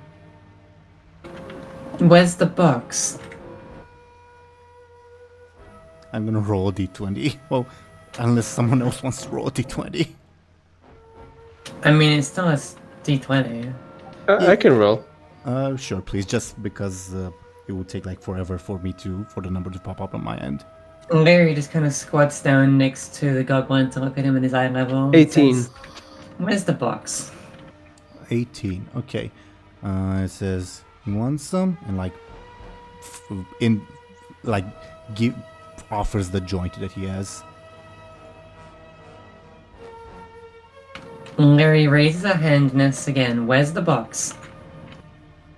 You can have it if you want. Where's the box? Cam Lyri's- shifted. Go ahead. Lyri's smiling as best she can, but it's very clearly a fake smile. She's definitely putting on a voice. Camden Chieftain, this person's scary. I stole some shit from her and she's scaring me. If you stole something from her, then give it back. Then she won't be as scary. Yeah, but like, it's mine now because I stole it. Well, then she can steal it back, and then it'll be hers. Gosh, it's not that hard to figure out, man. Oh yeah, Good stuff. oh yeah. Well, she shouldn't look in my backpack. That would be real bad. Probably. Lyri quickly grabs his backpack. I don't think you need to roll. Bug's in no position to resist. You take the backpack. Lyri will search inside for the box. You see plenty of like escape tools and like small blades, a bunch of rope and like a bunch of miscellaneous stuff. But you do immediately find your box that has clearly been opened and rummaged through. Oh god. But everything is except a decent chunk of the blood vessel. Everything is where it is. Lyri will, I guess let out a very, very big sigh of relief, and then kind of glare at Bug. Hey, that's mine. I stole it. Lyri looks at Bud with like this really angry glare, this evil glare. But then Hey, I wasn't any. she takes a sigh of kind of she lets out a big sigh, I guess, and just throws the backpack back at Bug and leaves it at that. Well, she gave it to me, but she stole it. Should be hers. Well, then you stole it back by it landing next to you. Oh, shit, you're right. Don't take my things ever again. Yeah, I wouldn't do that. She will kill you, man. She will I mess will, you up. Like, I will make you feel the most unimaginable torment in the whole of Azeroth if you mess with me again. May I get a flashy from you? Sure. She's not very flashy, but let's try it. Oh, 3, wow. Both of you feel the strong smell of urine. I mean, he is high, so I guess he is kind of easily influenced. Yes, but he also has a very terrified expression. Says nothing though.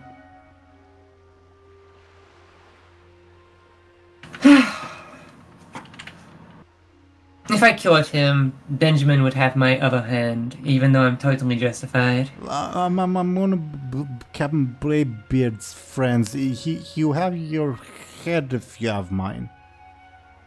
I don't care about Bladebeard. Stole this stuff, Aaran. You want this back? And like tries to hand you the joint. No. Lyri kind of slaps it out of his hand. Tries to hide behind Moarg. it's okay, man. Just relax and don't piss her off. It would be a bad idea. You'd be like a dead body. Why didn't you tell me this before I stole Shivermore? You didn't ask. Oh, You didn't ask me. I'm your captain. I'm your friend. I'm everyone's friend, except that poop eater. That guy's gross. Oh, yeah. Want me to steal some from him? Probably wouldn't. Who are you anyway? Asks Lyri. Asks Lyri? You mean asks Bud? I mean asks Bug too, Lyri. Bug asks Lyri. Lyri asks Bug. Hmm? Have you not been talking about me constantly? Yeah, you're an elf thing. Weird magic-y. You have like dark things coming in you from... That sounded so wrong. I'm so sorry. Coming from you. Lyri blinks a couple times. Moag, I would have assumed that Bladebeard would have instilled a deep hatred of me within these people. He did have like a day to do so. Oh, he did that like with me and the stupid vote. I hated that vote. Mm-hmm. Yeah, but look how the tables have turned now. You're the captain of a ship. You have 2 ogre tribes under your control. What's Bladebeard Well, you just doing right gotta- now? You just gotta be a nice guy who doesn't, set islands on fire or, try and kill friends. It never goes well. I just write that down in a book somewhere. Don't kill your friends. It's like really simple, easy advice. Don't follow it. Or do follow it. Didn't you try to kill us once, bud? Yeah, when I was like super angry. It's a good advice not to do it, Mm-hmm. Because if you do it, then you haven't done it you lose. since. Exactly. Although the demon, he really wants you guys gone. So like, I need this guy out of here. Right. Speaking of which, can you make sure that Benjamin, follows through on his plan for Aaran? What the plan again? And this smoking thing is like, wow. He wants to go to Aaran. Oh yeah, you go to the floating place Mm-hmm. with the humans and the ladies and the men and the Mm-hmm. mages. Yeah, I we're just going don't trust him not to get completely sidetracked, because realistically, I don't think Bladebeard's mom is in any danger. I mean, we saw her in Stormwind, she was, tying people up who are like multiple times her size. I think she'll be fine on that boat, but I mean, above board, I think if we abandoned her, she would return as like that ship's captain or something. I'm sure of it. Also, I don't. Oh, also, Chipmunk! She. Oh, Chipmunk is yeah, it Chipmunk has had a triumphant return. from me? The return No, of the king. a DoomGoblin. Oh, I didn't hear it. That's why I'm surprised. Is it alright now? We Yeah, can it's hear you. alright now. I was just gonna say that a kind reminder that unintentionally Bladebeard's mom is a murderer, because she left that one night elf tied up. Yeah. Oh, Yeah, and then we left forever, and no one knows where he is. Yeah, it's been like I don't think. Oh, I was gonna say. I was just gonna say I think it's been like a week, something like that. Yeah, he was probably found by the butcher that lives next door, so she hid him. Yeah. Maybe.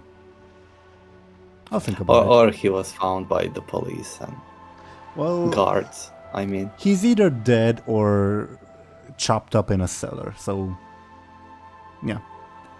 I guess the only difference is how implicated Bladebeard's mom is.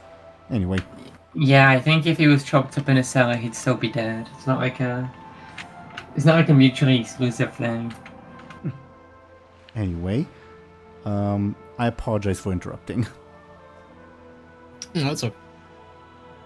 I don't know. I don't think Bladebeard wants that one guy to be his dad. And, we gotta risk your family. It's very important to Bladebeard. You want to get on Bladebeard's good side. Like, I don't think you guys are ever gonna be friends again. That's very blatant. But, Yeah, I think that if it would, I'm the shoe surprised. is on the other foot. I'm surprised he hasn't tried to attack me yet. He probably going to at some point discreetly. That's what I think going to happen. He Can you really hates you. Like, stay by my side to protect me? I can do what I can, just gotta stay by me, I guess. It's like, I don't know, everyone hates each other on this ship sometimes, and it bums Bud out, or Moarg out. I have so many names now. Hmm? But it's like, right on Oh, my were you wrist. going by Moog now? It helps. A lot of ogres, they see me as Morg, so it's like less confusing for them. So, I guess. multiple names, like that thrall fella. I think he goes by like Guel or something. I don't know. Something like that. So the plan is, we don't want Bladebeard's ex to become his dad, so we have to save his mom. Is that? By the way, Yes, this is entirely that your is- guys'. This is entirely your guys' assumption. No, I think didn't someone say like an ex when we were at the I did, guy's yeah. place? Yeah, that's funny. So that's all Lyri knows about this guy, is that he's Bladebeard's ex and now he's becoming his dad. The guy really doesn't like Bladebeard, so I think he hates Bladebeard more than you. I think like he ruined his life or something. So, you know, You know, I should hate Benjamin just as much, but so, I don't know. I think I'm kind of not normal, because someone normal would definitely hate him forever and ever and ever, and want him dead. And I kind of did. I mean, I really did. You- But the shoe could be on the other foot too. I mean, you did a lot of horrible stuff, but you're still our friend. And Bladebeard does a lot of horrible stuff, and he's still our friend. I don't know. My friends are weird. You guys have like all kind of done some bad things. I've done some bad things. I eat people heads. You know, it's like, wow. yeah, I eat people heads. I guess it's okay to be in a group full of misfits. I guess it's better than being around stuck-up people. And crazy people. You know, Crazy people was a bit too far, but I don't know. He chopped off your hand when you were just hoarding some food from that one crazy candle guy. yeah, that was kind of too far. But I mean, That was a bit much. I mean, it's not like you were hoarding a baby or something, you know. Like you had like one of Morag's babies, and you were running around with them, and like, I'm gonna eat this baby. I'd be like, no, you can't eat my baby, and I throw a weapon at you. You know, you can't do that. you have babies? Oh yeah. Well, I don't have babies. I want to have a baby someday, but no babies from work yet. Unless I do have a baby somewhere. I don't remember these things, you know. Yeah, Ogre right. betrayals, you know. They don't lead to good memories because you forget things. So is the Shalon thing? Is that actually I still don't understand. Okay, so magic pants leads to magic things happening, like Moarg apparently exploding, sentient rocks, and shit pants. Lots of shit pants. Moarg would teleport through time, and then shit pants, and I would like save the day and stuff. But like you guys just saw me shit pants, and made me sad, and you guys just laugh, or you know, silly stuff. Lyri like blinks a couple times. Okay, well, yeah, right, of course. I mean, either way, I still think they're an issue. I don't know. I don't trust them because they came from that Silvermane person, right? What do you not trust the pants? The pants. Oh yeah, don't trust those. Those things are murderous. They kill me. They are very bad. Mm-hmm. Not touch those pants. Stay away from them. I'm staying away from them. I don't want to poop my pants anymore, anyways. What's with the sword?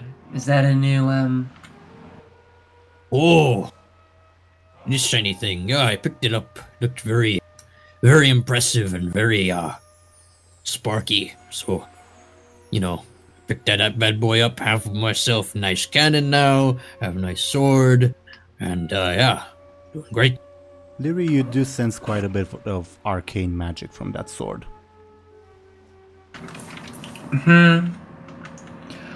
It's a good thing you were the one who picked it up, because I don't think Benjamin could swing that thing. And it's you know, twice the size of Bladebeard, so... I'm a big boy. Got big old boy muscles and big spikes. Yeah.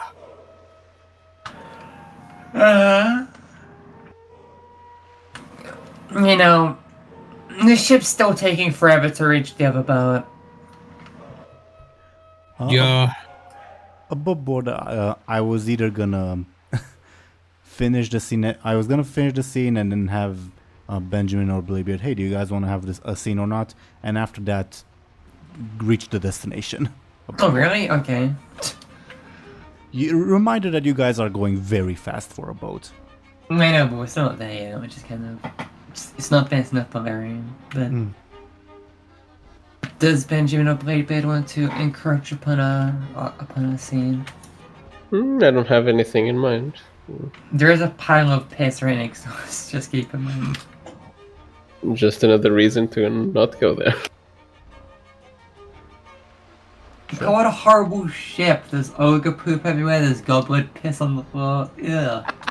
Now that you put it that way, yeah. You just gotta Welcome get to the floor. that ogre to eat it up, you know? It's so gross. Hey, at least Moarg draws a line at eating poop. He's like, I'll eat people's decapitated, deceased heads, but not feces. I think you're forgetting to mention that the heads were actually rotting, so... Yeah. Okay, well. Also, You might as well be eating What's- poop what's at that worse? point. yeah, how do demons taste like? Are they more disgusting than poop, or are they better? They tasted like fire above board. Has Bud Oh, ate like, fire before? Spicy food. Like, as if Bud was literally eating solid fire. That's how the demon tasted. Damn, can Bud breathe fire now? Potentially. Is he tried? No. He can fart fire. No. Green fire. So, shall we switch over to your destination and probably call the session there? Sure. Sure. Sure. As you guys... as the Black Grin continues to sail at pretty massive speeds for a ship, it slowly begins to slow down, no pun intended, as you reach what appears to be like a rock in the ocean that's surrounded by mist. That I'm putting the map on screen, and next to the rock you will see the good fortune momentarily. Is that Pandoria? No, opposite Oh. direction from Pandaria. We said there was mists and a rock, so... Fair enough, but yeah. It's the Wandering Isle. Yeah. The Chanzenzu he sank. Give me a second just to show the This thing. is the alternate universe where G5 didn't decide to blow up the ship. And Asa gaslit him into just doing nothing. Poor G.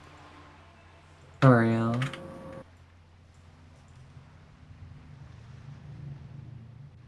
Is this the stone?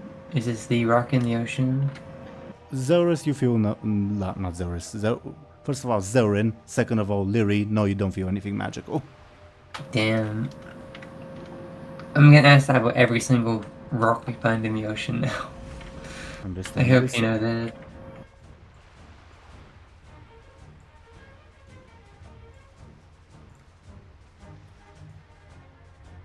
Just a second for me to like switch overlays around. And yeah, you will see the good fortune apparently moored at this rock.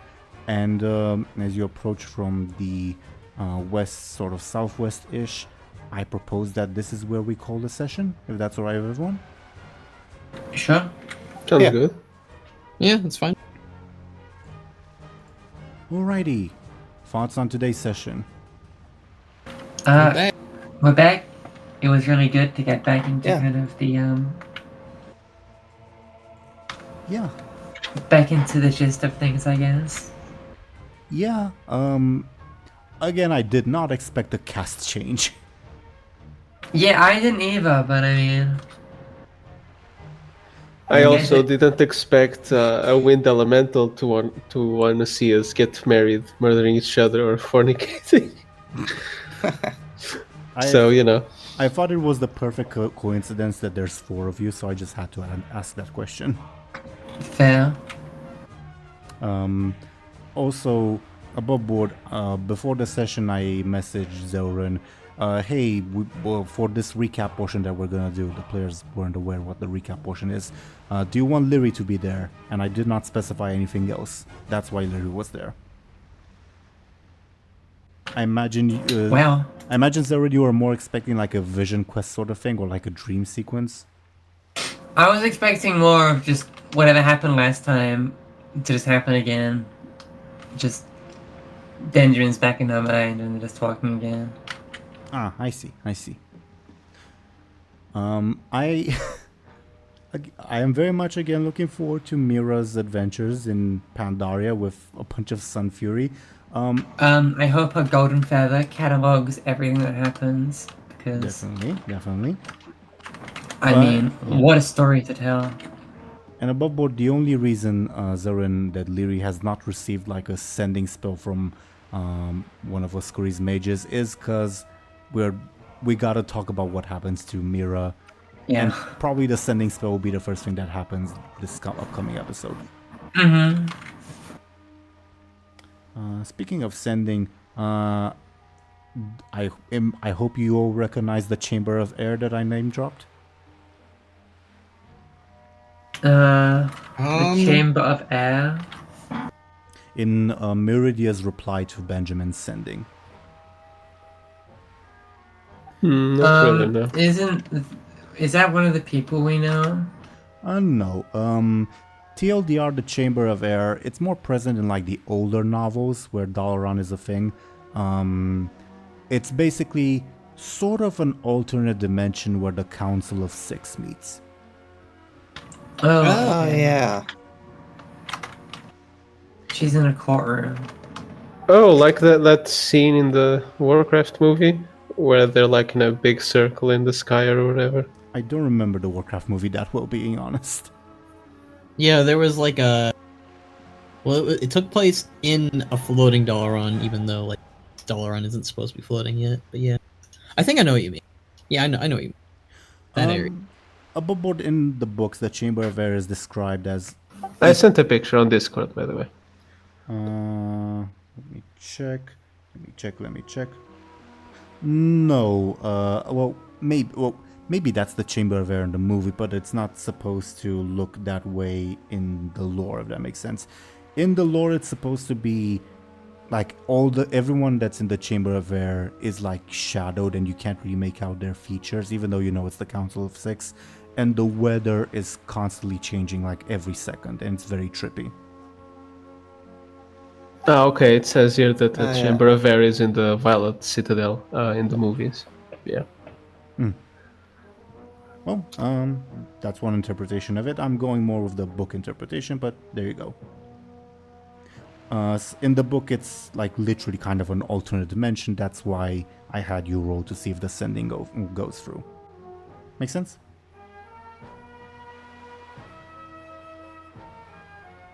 Does it make sense? Yeah. Yeah. Okay.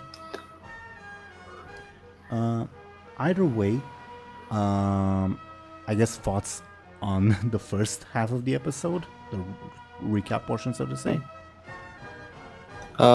It was I like fun. Hazul. He's great.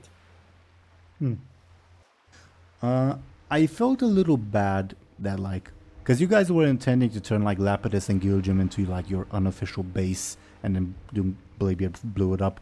But so I wanted to give you this like alternative of a shittier base, but a base nevertheless if you wanted. It was in Bladebeard's nature to destroy. I don't the know. island. I don't feel well going to the bathroom in that place without that guy looking at me.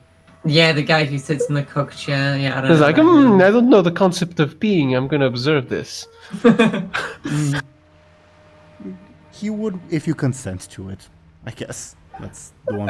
Yeah, but I wouldn't feel good about it. That's Yeah, but every time you pee, having a guy asking if you consent to having him watch. Yeah, you're about to enter. Can I watch?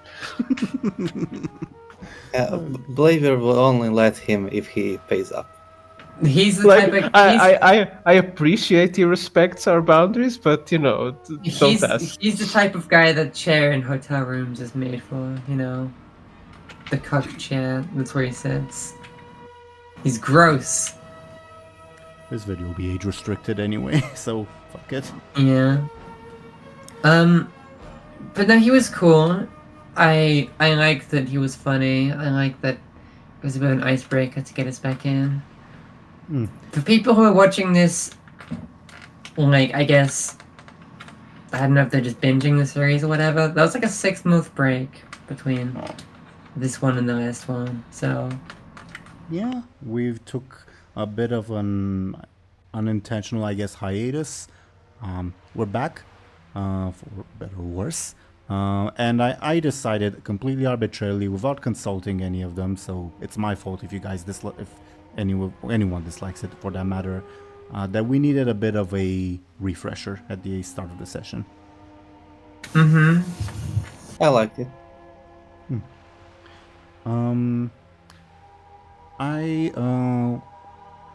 I guess next up we'll have the encounter with the Good Fortune. Thoughts on the cast change? Because I think that's the elephant in the room. I mean, I'll be honest. I don't really care for Mera, so I'm glad that Lyri is back. I'm sorry. Thank you, Thompshire. No, actually, because I like Lyri, and you know what? Mera was good for what she was, but I think she's funner as a side character, not a main character. Yeah, I think she would be fun as like an NPC, but as a player, I guess it's not super captivating. At least so far, we've only been with her like, what, 5 sessions, 6 sessions? And it wasn't really like. Yeah, you were like it there. wasn't an arc focused around her. It was just like, oh yeah, she's there because. The moment Mera, sorry. I was just gonna say that I was going to say the moment. Go ahead.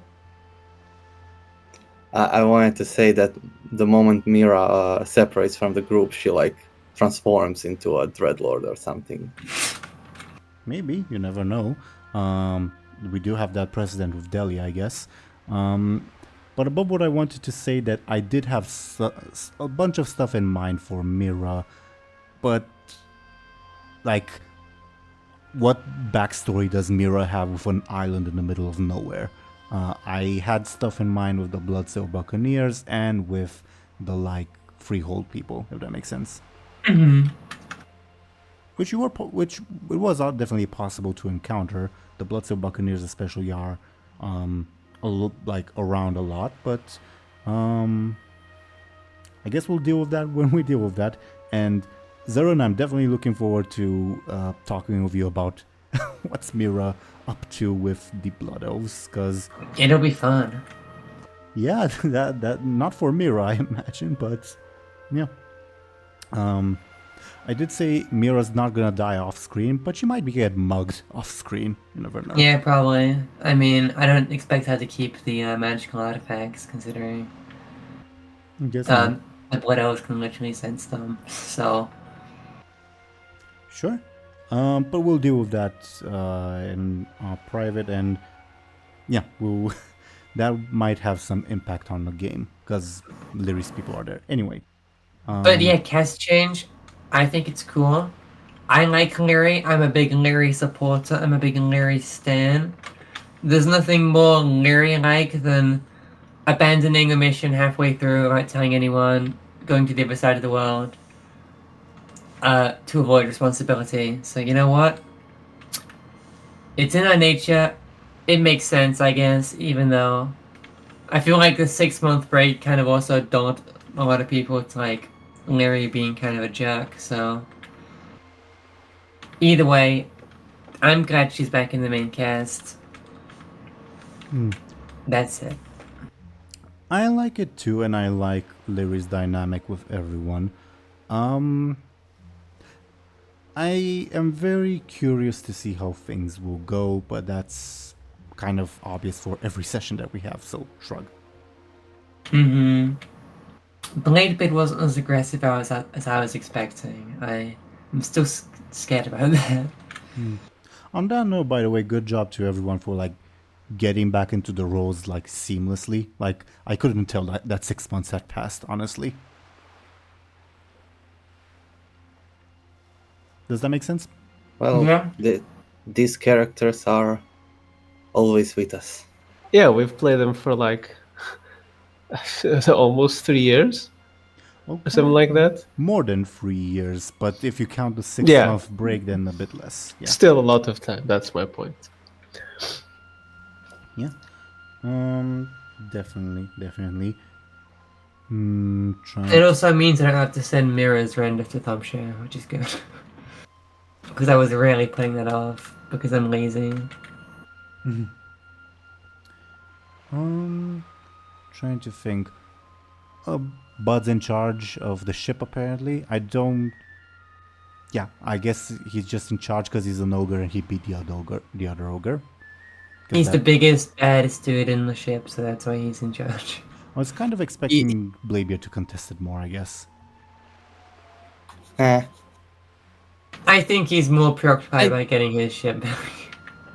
I think Bladebeard is understanding that Moarg or Bud won't like abuse his powers because that's just not in his character. So it's like maybe Bladebeard's just like, let him have his fun. I just want to get my mom my ship back. Moar kind of is the like most kind of unbiased in the like group conflicts going on, so I guess it also makes sense for him to be the in charge person. He's just, I don't know, I don't play him off as like a dictator. He's like just kind of a friendly guy who's like, obviously that can be played up a little bit more if the Fel Lord or his past tends to creep up on him, but Bud as a whole is a nice ogre because that's just how he came to be. I do intend to like hound you about the Fel Lord thing, by the way. I'm not letting that, because before the hiatus we kind of brushed over it almost. I'm gonna like keep that in mind more from now on, because eating a demon is a big thing. Yeah, it's something he's aware of is affecting him, and he's afraid. That's why he's like, you know, because again he killed Mera, and he's aware of that. Oh, I can kill my friends if I keep this thing inside me. So he's aware that he needs help. Is he on the Benjamin side of going to Aaran and seeing if anyone can, figure out a way to help him?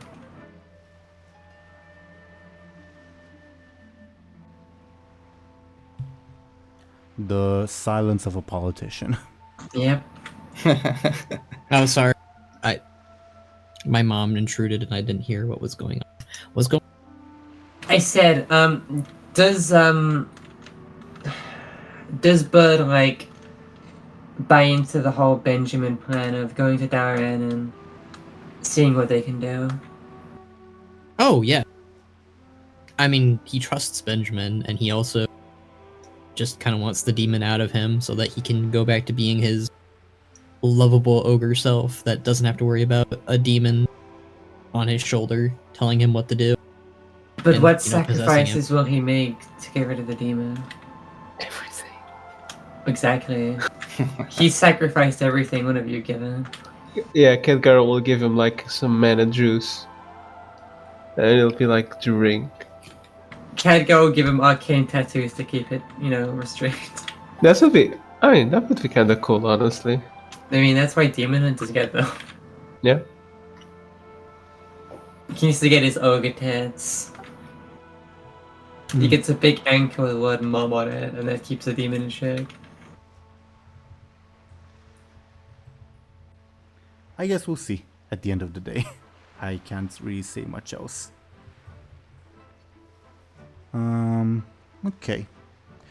I should ask everyone any other thoughts for our viewers before we go into our shoutouts? Uh, Not much. Welcome back. Yeah, hopefully we stay around more consistently like we used to.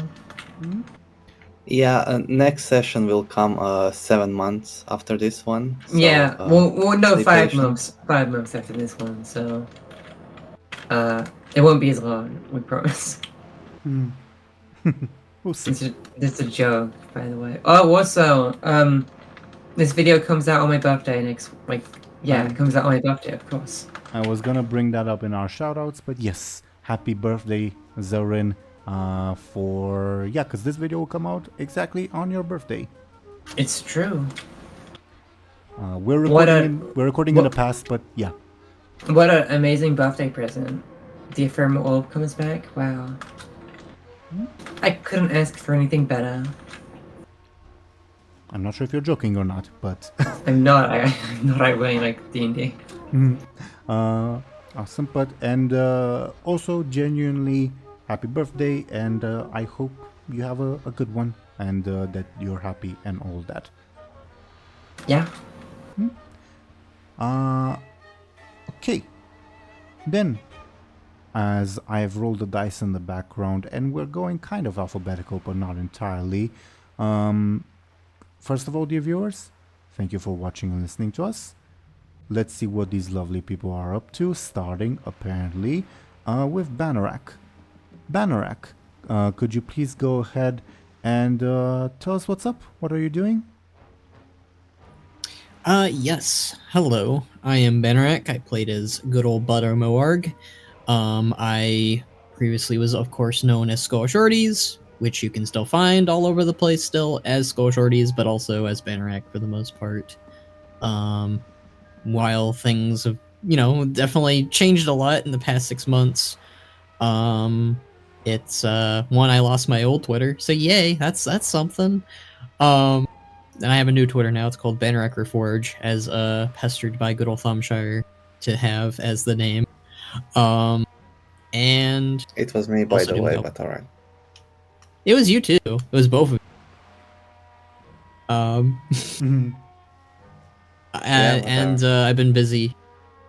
I've been busy working on machinimas and other videos, and you can still find that over on the channel. And so you can find me both on the YouTube and on Twitter under the new names, but it's pretty much the same names, really. I will say your name change happened quite a bit before our hiatus, so you should... Yeah. Yeah. I just figured I'd remind people just in case. Awesome. Thank you very, very much, Banarak. Next, according to the dice, apparently we would have DoomGoblin. DoomGoblin, could you please talk about yourself and what you're doing? Yeah, I could. I'm DoomGoblin, still DoomGoblin. All my sites are still the same. I still draw stuff. And Yep, that's me. Yes, he does. Check him out. He's awesome. Thank you very, very much, DoomGoblin. Next, apparently we're deviating a little from the alphabetical and going to Zelrin. Zelrin, could you please talk about yourself and what you're doing? My name is Aaran, formerly Zelris. Why'd I change the name? Because I wanted to. It's not really a logical reason. But, yeah. That is my new handle on most things. But, I mean, you can just search Zelris and find most of the old stuff anyway. So, I mean, it doesn't really matter. Just call me Zal. I make videos on YouTube. And I'm, I guess, working on some machinima stuff for 2024, which will hopefully be cool and awesome and people will enjoy. So I've been kind of preoccupied with that, but eventually stuff will be coming out, so please keep your eyes peeled. Thank you very, very much, Zelrin. Do check her out. Next, we would have Sir Thompshire. Can you please go ahead and talk about yourself and what you're doing? Sure. You can find me both on YouTube and Twitter, where I do random things like make renders and model edits and stuff like that. But I'm also working on a machinima that hopefully will come out early January, hopefully. And then another one that will come out, I don't know when, but eventually. So, yeah, look forward to that. I always forget that it's December. Yeah. Yeah, do check Thompshire out, and thank you very, very much. And I, dear viewers, was your Dungeon Master, Game Master, Teeironor. I do this series, it's a lot of fun. And I also do another series set in our own little universe, my own little universe, I guess, inspired by 17th century history mixed with Greco-Roman mythology, called Legacy of the Rimlin, that I would highly recommend, and that there might be some distinct content about it coming soon. Maybe, we'll see. Either way, as usual, thank you very, very much, dear viewers, for watching and listening to us. We should be back next week, but if we have to delay the episode, I'll let you know on Twitter and Blue Sky if that happens. But either way, we'll see you when we'll see you. Goodbye, everybody. See ya. Bye bye.